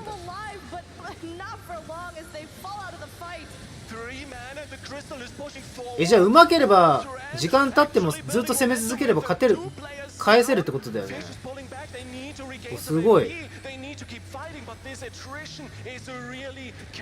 そうだよ。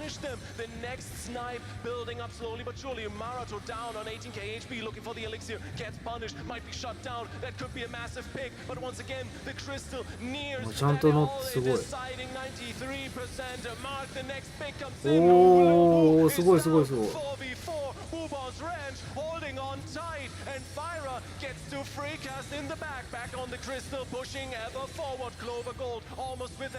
11でで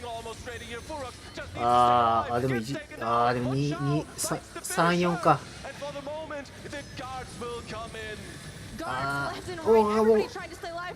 あっちが戻ってくれば5-4か。引いてでもちゃんとクリスタルちゃんと入ってすごいね。ちゃんとクリスタル入る人チェンジして頑張ってこう防御で交互にすごいし落としきれないところやっぱ遊んでるわけじゃないもんな。3-4か。すごいな。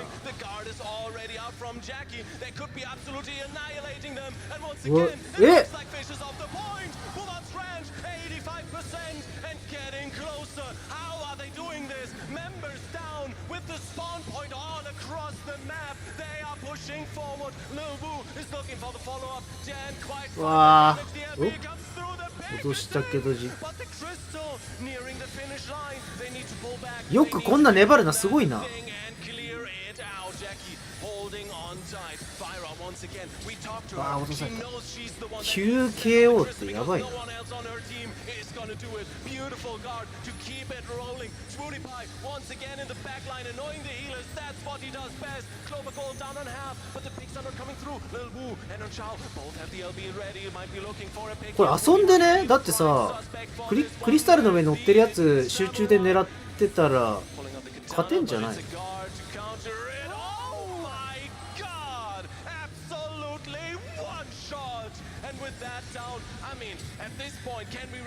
下手になんか追ってかないでクリスタルの上にいるやつだけ倒してれば勝てそうな気がするんだけど遊んでるああやばいやばい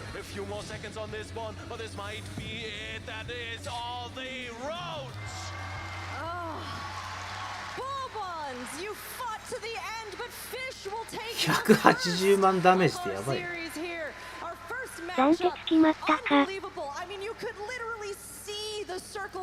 最後暫定か with those recent changes that have gone in, being able to now look at where you need to get that crystal. They were overlapped. They just needed to get it that little bit further, but they couldn't find the purchase for those limit breaks at the end. And I am so surprised by the Samurai Machinist lineup. It is working so 女の方がハッスルしすぎて男の方のテンション下がっとるやん But before we talk more about that, we kind of need Bouban's ranch to quickly press the buzzer. We do want a second map, and we don't want volcanic hearts, so that gets kicked out. Any Cloud9 enjoyers here? You keep asking. You're hoping to convert the crowd more and more and more to Cloud9. I'm just trying to go through all the maps now. There's the buzzer. Bouban helping us out. Anyone for Palestra? Let's see. Clockwork? I'd love a good clockwork again, Lippy. Oh yeah, I'd be down for that. Oh. パライソラおお We're going to the Palestra. It is surely looking lovely tonight, and I am so excited for this map. The first time we're seeing it here live on stage, so we get to talk about it, Brooke. We do. I think it's a little bit more neutral than at the very least volcanic heart, right? It is. Palestra is definitely considered to be one of the more neutral maps where you can kind of meet the enemy team just based off of skill. We have none of the special events that happen. The line of sight is a bit more restricted with those sort of pillars rounding the corners. It's not something like in Volcanic Heart, like we were saying, right? Where you have the four right in the center that you're constantly ducking around. So this is a great map for these teams to face off. We're once again going to the beach with these portraits. I'm feeling so sunny and bright. I mean, especially because we got a little bit colder recently, Lippy. I mean, it's been pretty cold this week over, but hey, it's warm. It's getting even warmer here in this hall as we are heading into the next map. Second map of the series, and since it's a best of three, you guys know what that means. It's match point for Fish. Bouban's needs a win to stay in the tournament and book that ticket to the grand final. I believe that they have a shot. They fought so hard last time. So here as we get started on this match, the match point for Bouban's Ranch and 構成変わってるな暗黒入ってるあ本当だ Let's have a great match.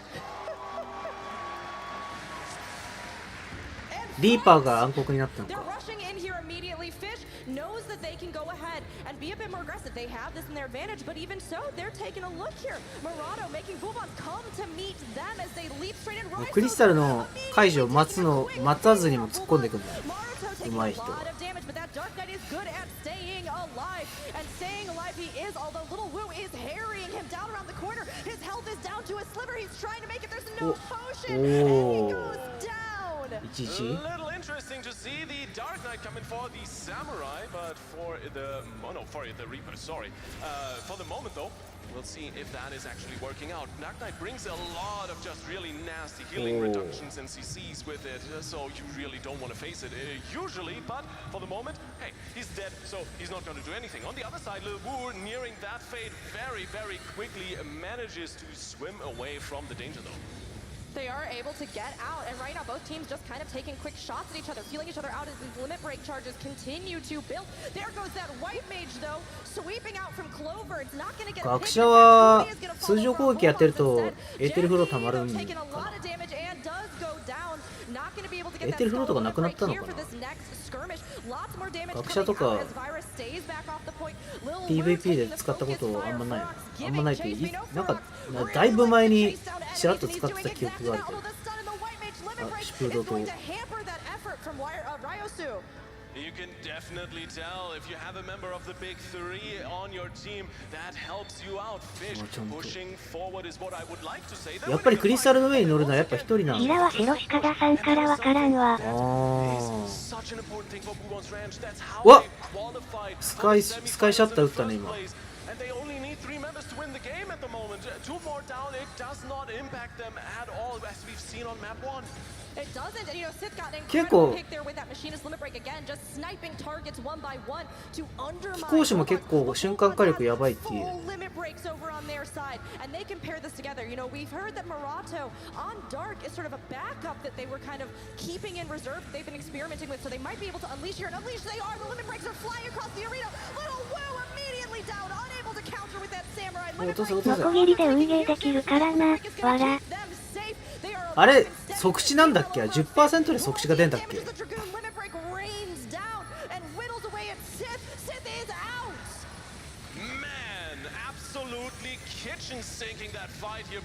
ちゃ強い。Well, they do, but on the other side, they burned every single one of their LB. Yes, you have the advantage of the white mage just recharging really quickly, but on the other side, both Raisu's and Lil Wu's LBs are up and ready, so they can definitely take a fight here. They do have that advantage. Let's see if they can hammer that one home. I believe that they can, but this is going to be a tricky one for Bullbons. That limit break goes out from Raisu. The engagement immediately starting off here. チェックポイント入る前に止めた方がまあいいか。Having to try to escape where possible, is able to stay alive and is all right. Looking steady. Little Wu has the samurai limit break. あんまそういうの考えて、いやまあ実際自分がやってる時って何も考えてないでただいる敵を殺してるだけだから。こうやって俯瞰で見るとなんかああここはこうした方がいいのか。ナーフされてたわ。あナーフされてた。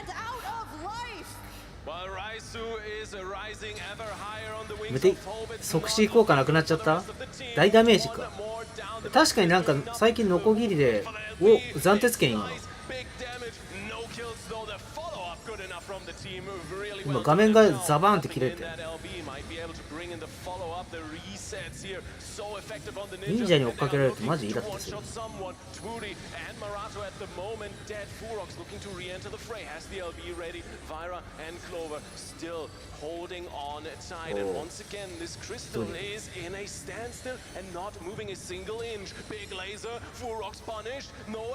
多撃理解どうやってやってる？クリックしてる？俺タブで切り替えてるけどタブで切り替えてるから密集地帯だとすげえタゲ合わせにくいんだよね。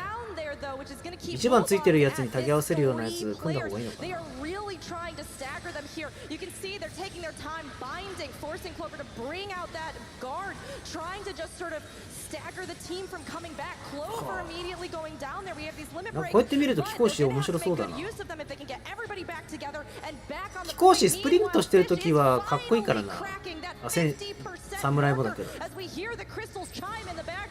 スプリントしてるときの走り方をさ、デフォルトの走り方にしてほしいよね。あれめちゃくちゃかっこいいんだけど。俺コントローラーだからタゲ合わせはマーカーついてるやつタゲるま。イカ役。コントローラーはタゲ切り替えるのすごい大変そうだな。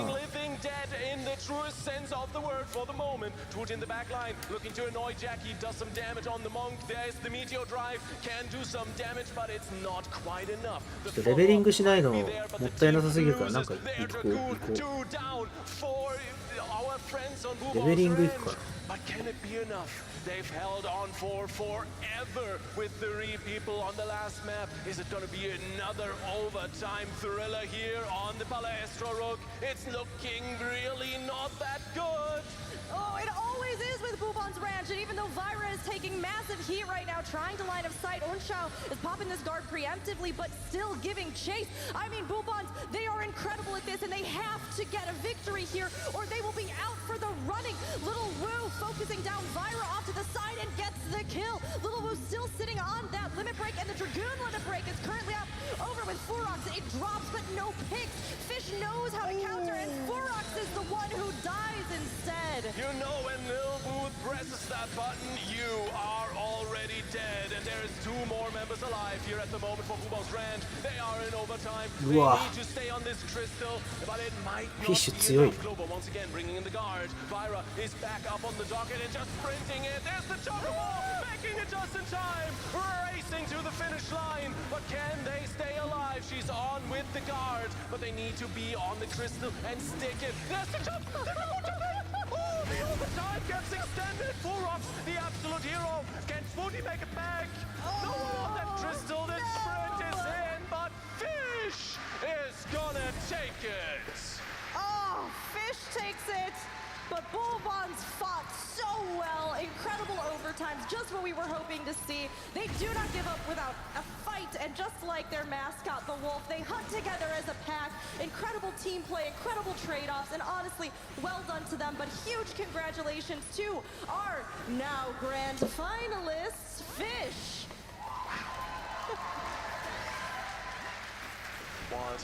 Finalist Fish. Honestly, this is exactly the match I was expecting from Fubo's Ranch Fish when we started into this day. We've been waiting so long for this, and they absolutely deliver. What an insane performance. But I do think, Rook, we do want to hear from the teams how they felt about this series, and for that, we'll toss it back to Kevin and Julia. Hello, everybody. What a match, Kevin. What a match indeed.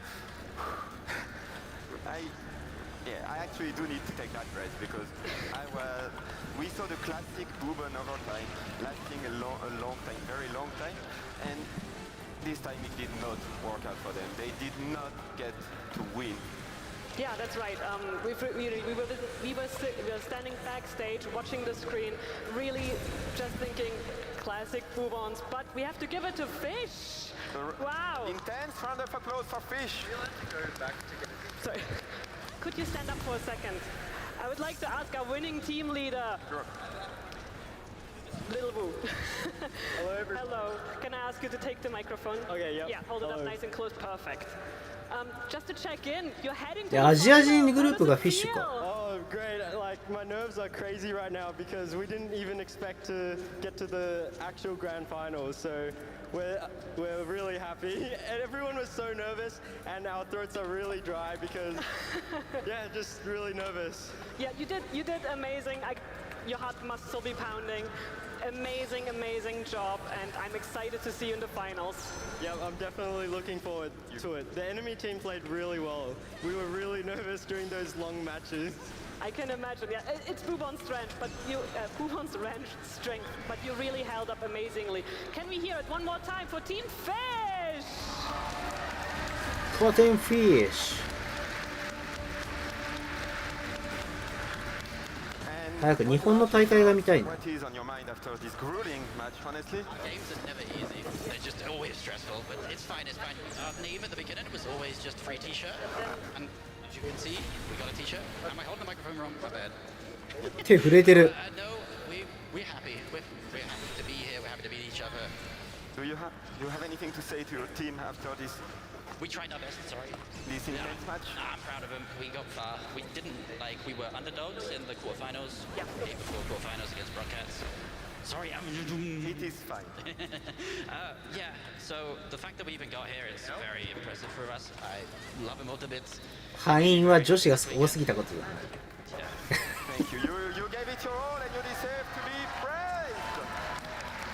I am grateful to have witnessed your performance, and obviously it looks like the audience is grateful. なんでやねん、 So わら。 thank you for this thunderous round of applause for Bourbon's Ranch. リア充すぎたってこ Well done, well done. All right, so that concludes semifinals for us. We're going to get everybody a little breather backstage. Hopeless has to set up on the other station, and then we'll be heading into the finals. So, と。ホープレスと for フィッ now, シュ。 Rook and Liffy, I just want to check in with the two of you. What happened in this match? I think I'm losing my voice. That happened. A really competitive overtime is always the most exciting, and it was exactly what we were expecting to see from Bobons. They are masters of just trading off and doing whatever they can to hold it and to keep it and to stay in the entire fight, and it was amazing to see that. Also, really great to see them bring out that Dark Knight, which we know that they've sort of been dabbling with and trying to see if they could make good use of it. And while they weren't able to really get that purchase on Fish, you know, they were able to, I think, put up an incredibly memorable fight. Yeah, I mean, Bubons is just incredible. I mean, just simply the discipline to stay on the crystal. I don't think we've seen that from any other team, have we? No, I don't think so. I think Bubons really have like a staying power that is incomparable throughout this tournament. But really, we have to give it up for Fish. Honestly, I did not see that coming. They came through so hard. It's really amazing to behold. I'm so excited to see an Oceanic team in the finale. Yep, it's yeah, let's see it for Oceania. Come on.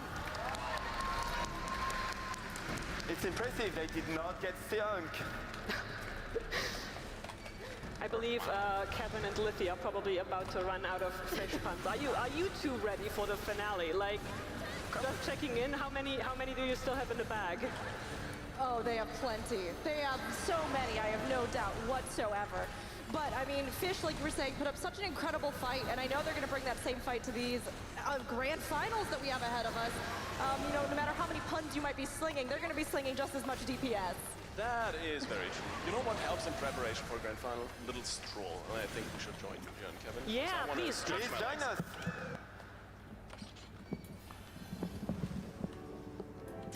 Sorry for the microphone noises. Come on over here. And we'll lend you our mics. Hello and welcome to Team Red. Oh, out from behind the desk. It's Yeah. so bright and beautiful out here. Right. I'm still reeling a little bit. That was not intended. I mean, it was an incredible series, seeing that. And the overtime, just unreal, right? Yeah.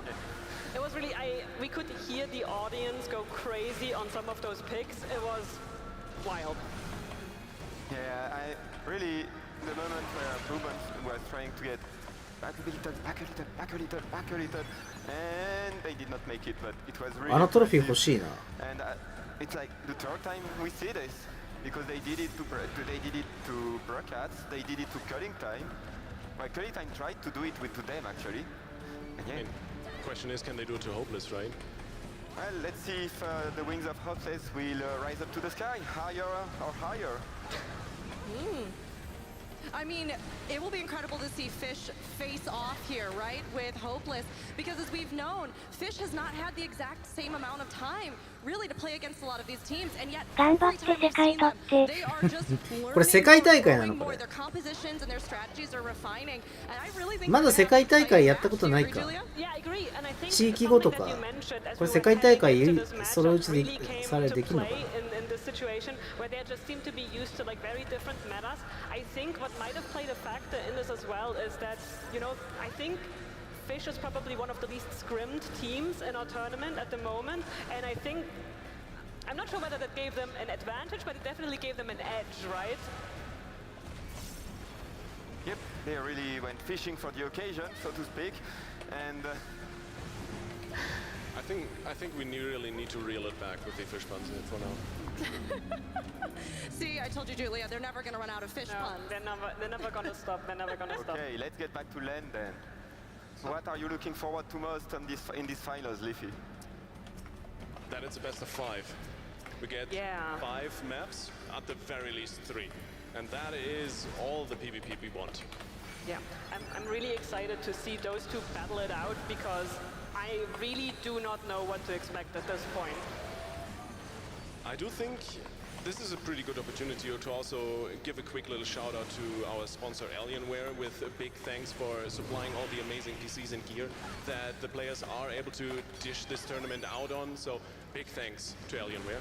Yes, thank you.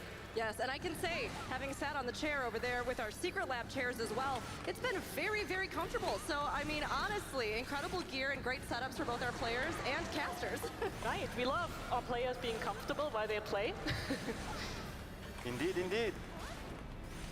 Isn't a good gamer chair as much worth as your good glam in terms of damage? I think that's something we have to investigate, but I think you might be onto something there. Well, we might ask the audience what's the strongest to get a good damage. Is it a gaming chair? Cheer if you agree. And a good glamour? Okay.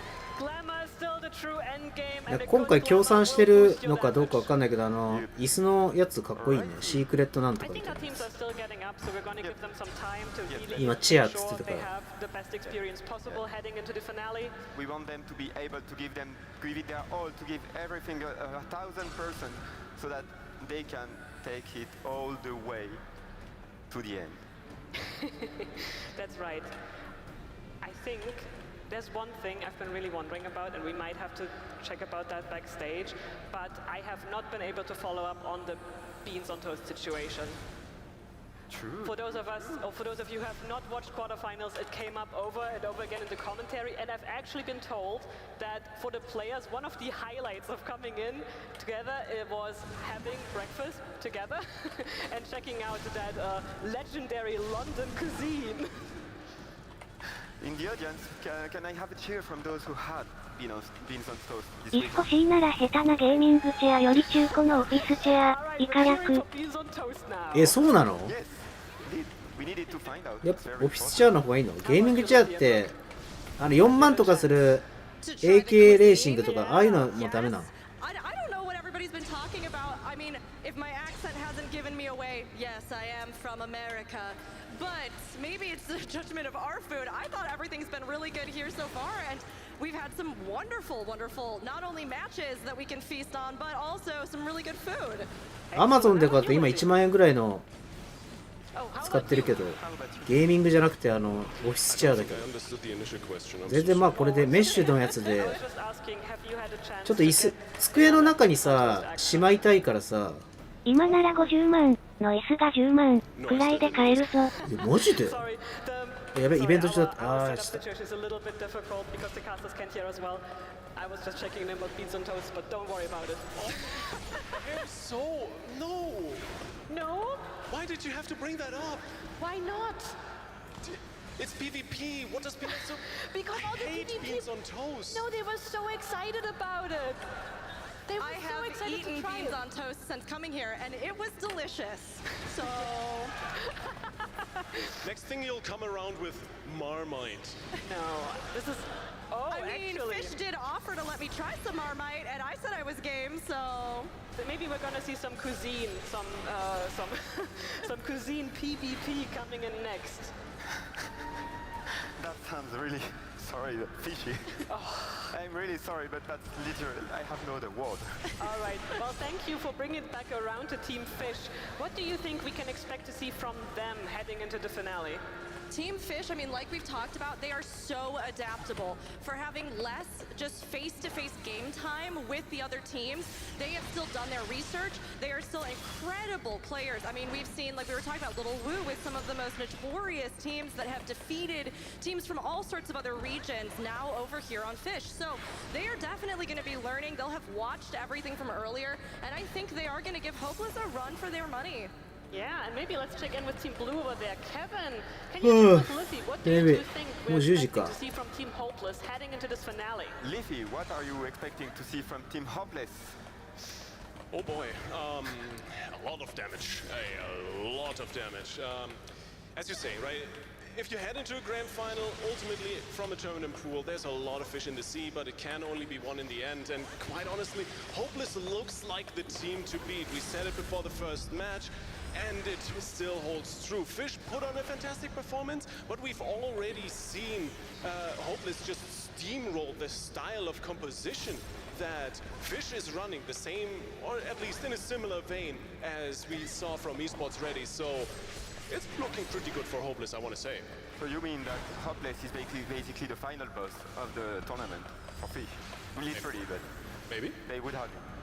I'm, for one, super hyped to go into the finale. I believe both of our teams are also done setting up, so we can ask you two to return to your seats, and I believe you will be doing the honors, right? Wait, can I? Yeah. Can I do the walkout? Yes. Yes. Please make sure to do your best. Okay, I'll try my best. All right. Kicking it off. Grand final? Anyone want the grand final? ミラプリ見せてください。賞金あります。Let's start it out with your first team on the blue side. It's gonna be hopeless.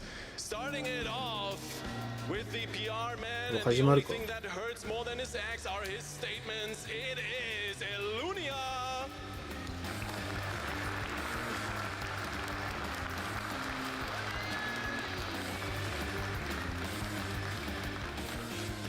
Sorry for standing in your spot. And of course, you need a good healer on your team. And the man that holds sway over life and death on this team is Tyvus. PVP 即尺やん。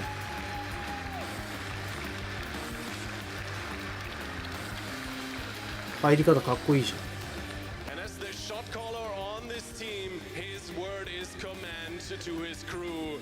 Give it up for Dead Rise.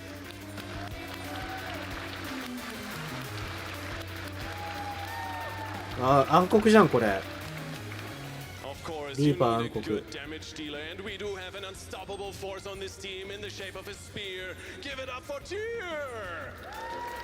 モンストラ破壊力か。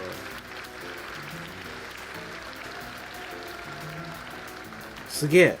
竜騎士3。A good spear needs an unkillable tank at his side. Who else but Cliff? 戦士3。お、指揮官いる。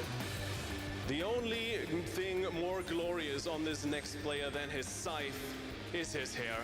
Let's be honest here. Give it up for Weekender!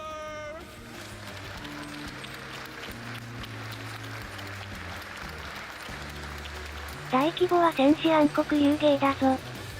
え、そうなの？俺いつも踊り子なんだけど。いつも踊り子なんだから俺。踊り子とかゴミだと思うじゃん。意外と強いんよ踊り子。コントラダンスがね、うまく決まると気持ちいいよね。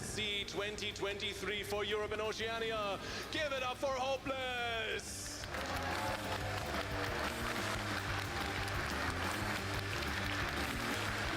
And you all just witnessed them leap from the waves. But we have our next grand finalist, Fish, and we're gonna get them out on this stage. So raise your 戦士とか見つけたら戦士で引っ張ってるわ。わら。やべえ、俺狙われる。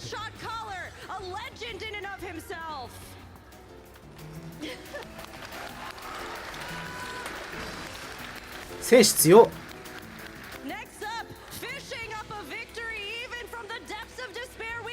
ホルムギャング強すぎたな。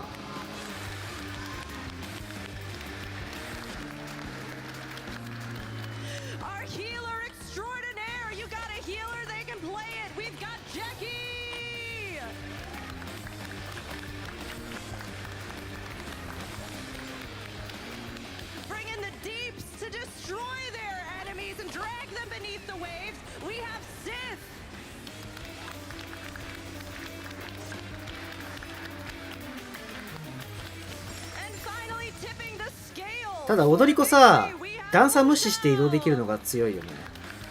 女の子か。あ、見てなかった。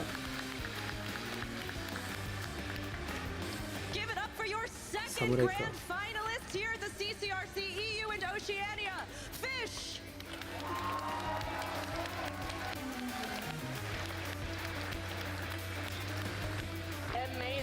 I would like to take the chance to maybe check in with our two finalist teams. Starting out with Elunia, you're heading into the finals. How are you feeling? We're feeling great. I mean, it's great to be here in front of like all the Final Fantasy players, and we're excited to show what we can do like in PvP. I think everybody's looking forward to it. Also, any fighting words for the enemy team? I hope you guys try your best, and we'll do the same. Well done.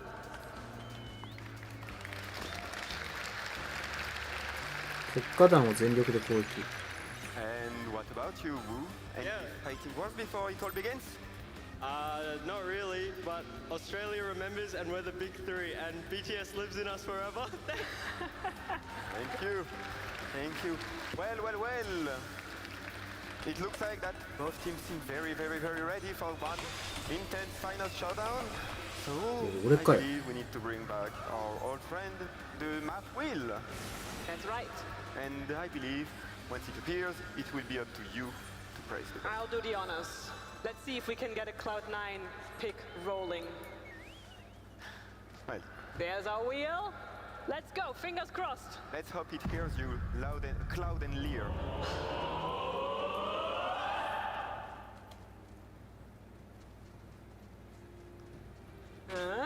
It's going. 不滅じゃね It's the volcanic heart. I hope you're looking forward to an explosive time. And also, I don't know how I keep drawing it. We've prepared a lot of jokes for Kevin. I promised that we triple check the wheel before this all began. It's not just only landing on volcanic heart. We promised. We tried it. When we tried it, it actually ended on Cloud9. It's just my special talent. So, can we ask you to take a seat and for the shoutcasters to take it away? We're heading into the finals of the Crystalline Conflict Regional Championship for Europe and Oceania with Team Fish and Hopeless! Livy, this has been an incredible competition so far. It's hard to believe we're here at the end, but we are just a handful of matches away from determining who will be the champion of the CCRC. Oh my goodness, it's been months that we've been waiting for this tournament. There is so much prep that went into this from all the teams, and now we are down to just 2 of them. In case you're just tuning in, this is the grand final. It's gonna be Fish from Oceania, who just took out Boo Ranch in a criminally close overtime slaughter against Hopeless, who, quite honestly, did not leave much hope on the table for Esports Ready, although they did fight valiantly. They did, and you know, Hopeless, we saw them running that 2-tank strat, right? They've said, we set the old meta with the Reaper, so they claim. Now we're breaking it, and we're starting a new meta, 2 tanks all the way, so tank mains, rejoice. But we've seen them use these pulls, we've seen them use the AoEs with these abilities to great effect, and it creates such a disruptive presence when they are able to actually execute them all together. Now, Fish, absolutely flexible, absolutely adaptable, just like the range of marine life in the oceans itself. But they are always a contender, and how they kind of try to get around what Hopeless is presenting, we'll have to see, because they're going to have to break that wall somehow. Absolutely, you gotta break a wall. 英語はクリスタラインなんだ。クリスタルコンクリートじゃないんだ。ボコボコにしてしまった。ちょっと待って。今グラスさんいるのここ。もしかして国家団ですか？いないよ。あ、いない。You know what, that's great. We can always do an extra. You know, this is how it is on actual raid nights, where you go, oh, we're ready, we're going in, and then somebody's like, oh, I ran to the bathroom and I didn't tell you. Yeah, I mean, I do constantly get kicked for pre-polling, so.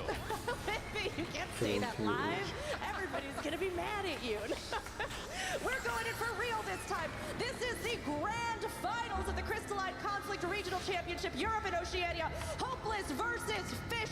They are kicking it off with some dramatic portraits, which, as we all know and said earlier, glam is the real end game. And we're gonna see what our other teams are looking like. But Lippy, we are finally here. Still beaching it up, just on the beach.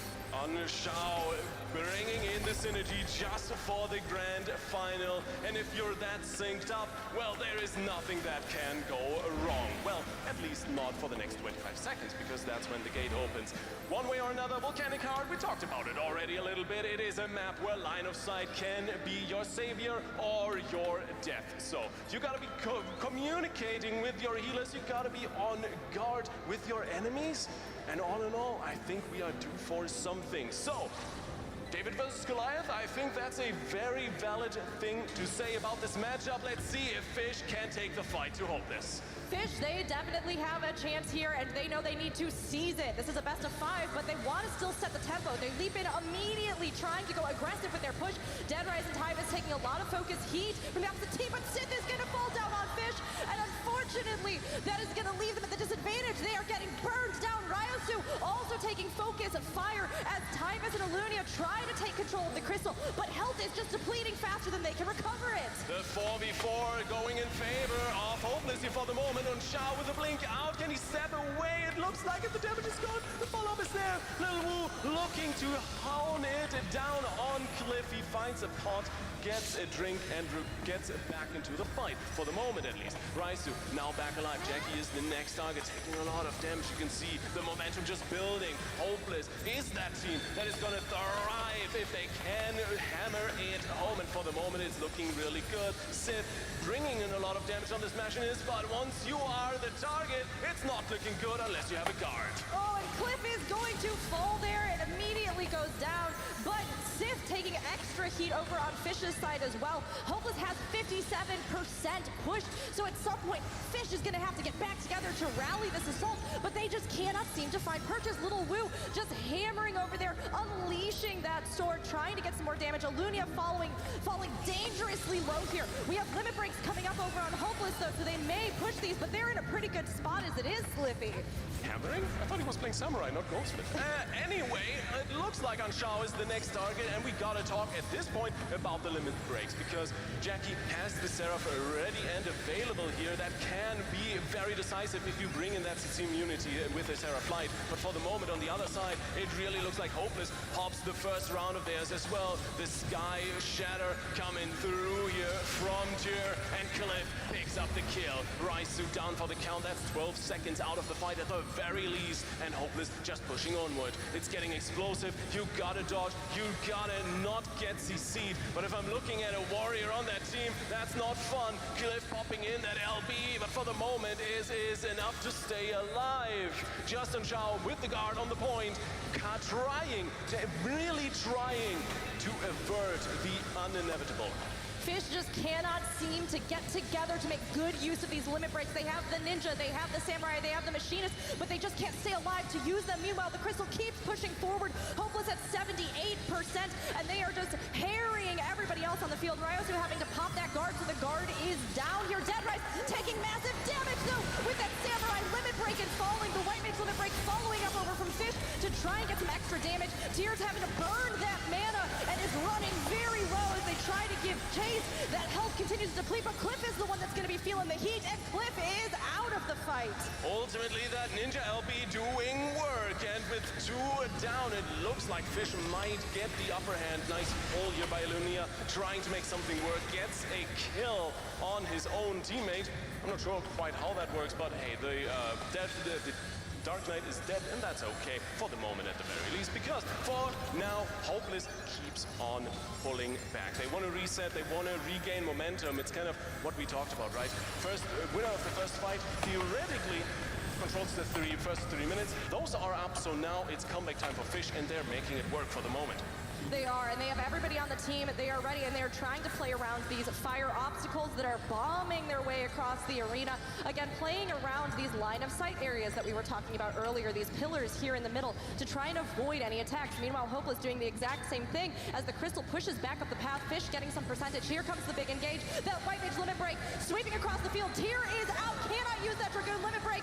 Jackie taking some massive damage. The Scholar limit break was used, but they are able to hang in there. Currently, Cliff as well, fighting with everything that they have as both teams try to dodge back and forth onto the crystal. 2 LBs traded for 2 LBs for the moment. It looks like standstill, but the crystal push is on the side of Fish, at least for the second. Nice Jinx, good job, Lithy. It's going the other way. Never mind that. Cliff has the LB available to her as well, so it's not looking good for the next fight here for Fish.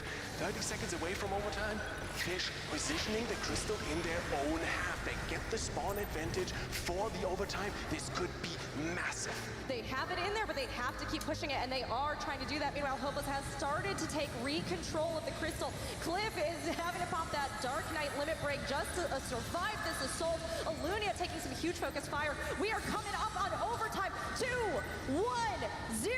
This is it. Fish has to to stay on the crystal. The white mage limit break sweeping out from Ryosu. It does do some damage over on Hopeless, and Dead Rise will fall with that ninja limit break unused. Oh my goodness, the advantage is there, but they don't even need the spawn. It looks like Hopeless is just falling apart for the moment, and that is a big thing for Fish.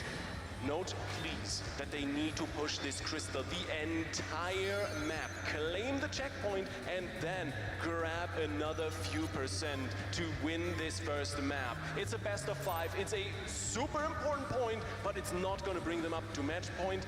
Still, no team wants to give this up, especially not on Volcanic Heart. Dead Rise looking a little bit suspicious over here. Does have the LB, is looking for some damage, gets taken down, and Lunaria is dead for the moment. The damage is coming through. Cliff on the middle of the point, just hammering at everything that moves for the moment. And looks like once again, Hopeless needs to pull back. On overtime, Fish get ever closer to the checkpoint. Dead Rise down on the floor. Fish, they are absolutely showing the experience that they have and bringing a real challenge to Hopeless. Hopeless can't seem to keep the whole team alive on the point, and Fish is pushing that crystal further. Tyve is popping guard here, just trying to buy a little bit more time as well on the point as they dodge back and forth. Tyr doing the same. Little Wu just waiting, though, to unleash. Has that limit break, can time it at the perfect moment if they need to, but Tyr may not even need that to go down. Almost has the limit break on their side. Cliff having to pop Dark Knight once again to stay alive, and the Titan is down! What an incredible combination! Whoa! Justice comes from the heavens as Tyr descends with a victory in the pocket. Hopeless putting on an insane first map here on Volcanic Heart. What a start to the grand final. Such a quick and definitive victory there at the end. They were just biding their time to unleash that combo. We saw the limit breaks rain down, and in an instant, Fish was gone. But Fish put up an incredible fight in that match themselves. They really hung in there. They were swinging it back, and they had many times where they had Hopeless kind of having to play more cautiously or regroup rather than push that offensive assault. Yes, I think Fish is putting up a fantastic fight. Really, the thing that kind of broke their back was the fact that this crystal was so far up towards their spawn. So ultimately, Hopeless really capitalizing on the advantage they gained. And look at that. The players are warmed up. We're even pressing the wheel in time. It is absolutely fantastic. So I want to see some Cloud9. 10時半 They're か absolutely ready to go. They just want to keep at it, and it is going to be Cloud9. クライド9初めてじゃね We are going to have a real toss-up here in the dynamic. I hope these teams can ride the windy currents and find a victory. Fish, hopefully this will play to their advantage, Liffy. The thing with good old Cloud9 is once you fall back, once you get killed off in these initial engagements, 地図やってくるわ。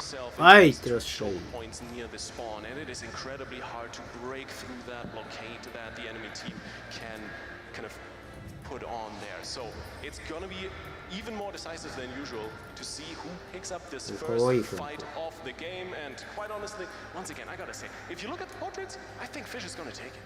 I mean, Fish really are just bringing the vibe that I think we can all enjoy, especially when you're on the second day of FanFest and you're rallying that energy, you know, just kind of powering yourself. But I think they're going to need a little bit more than good vibes to do this. I think they've got what it takes. I mean, like you were saying, Liffy, this map can be a little bit surprising. 今日は寝るか。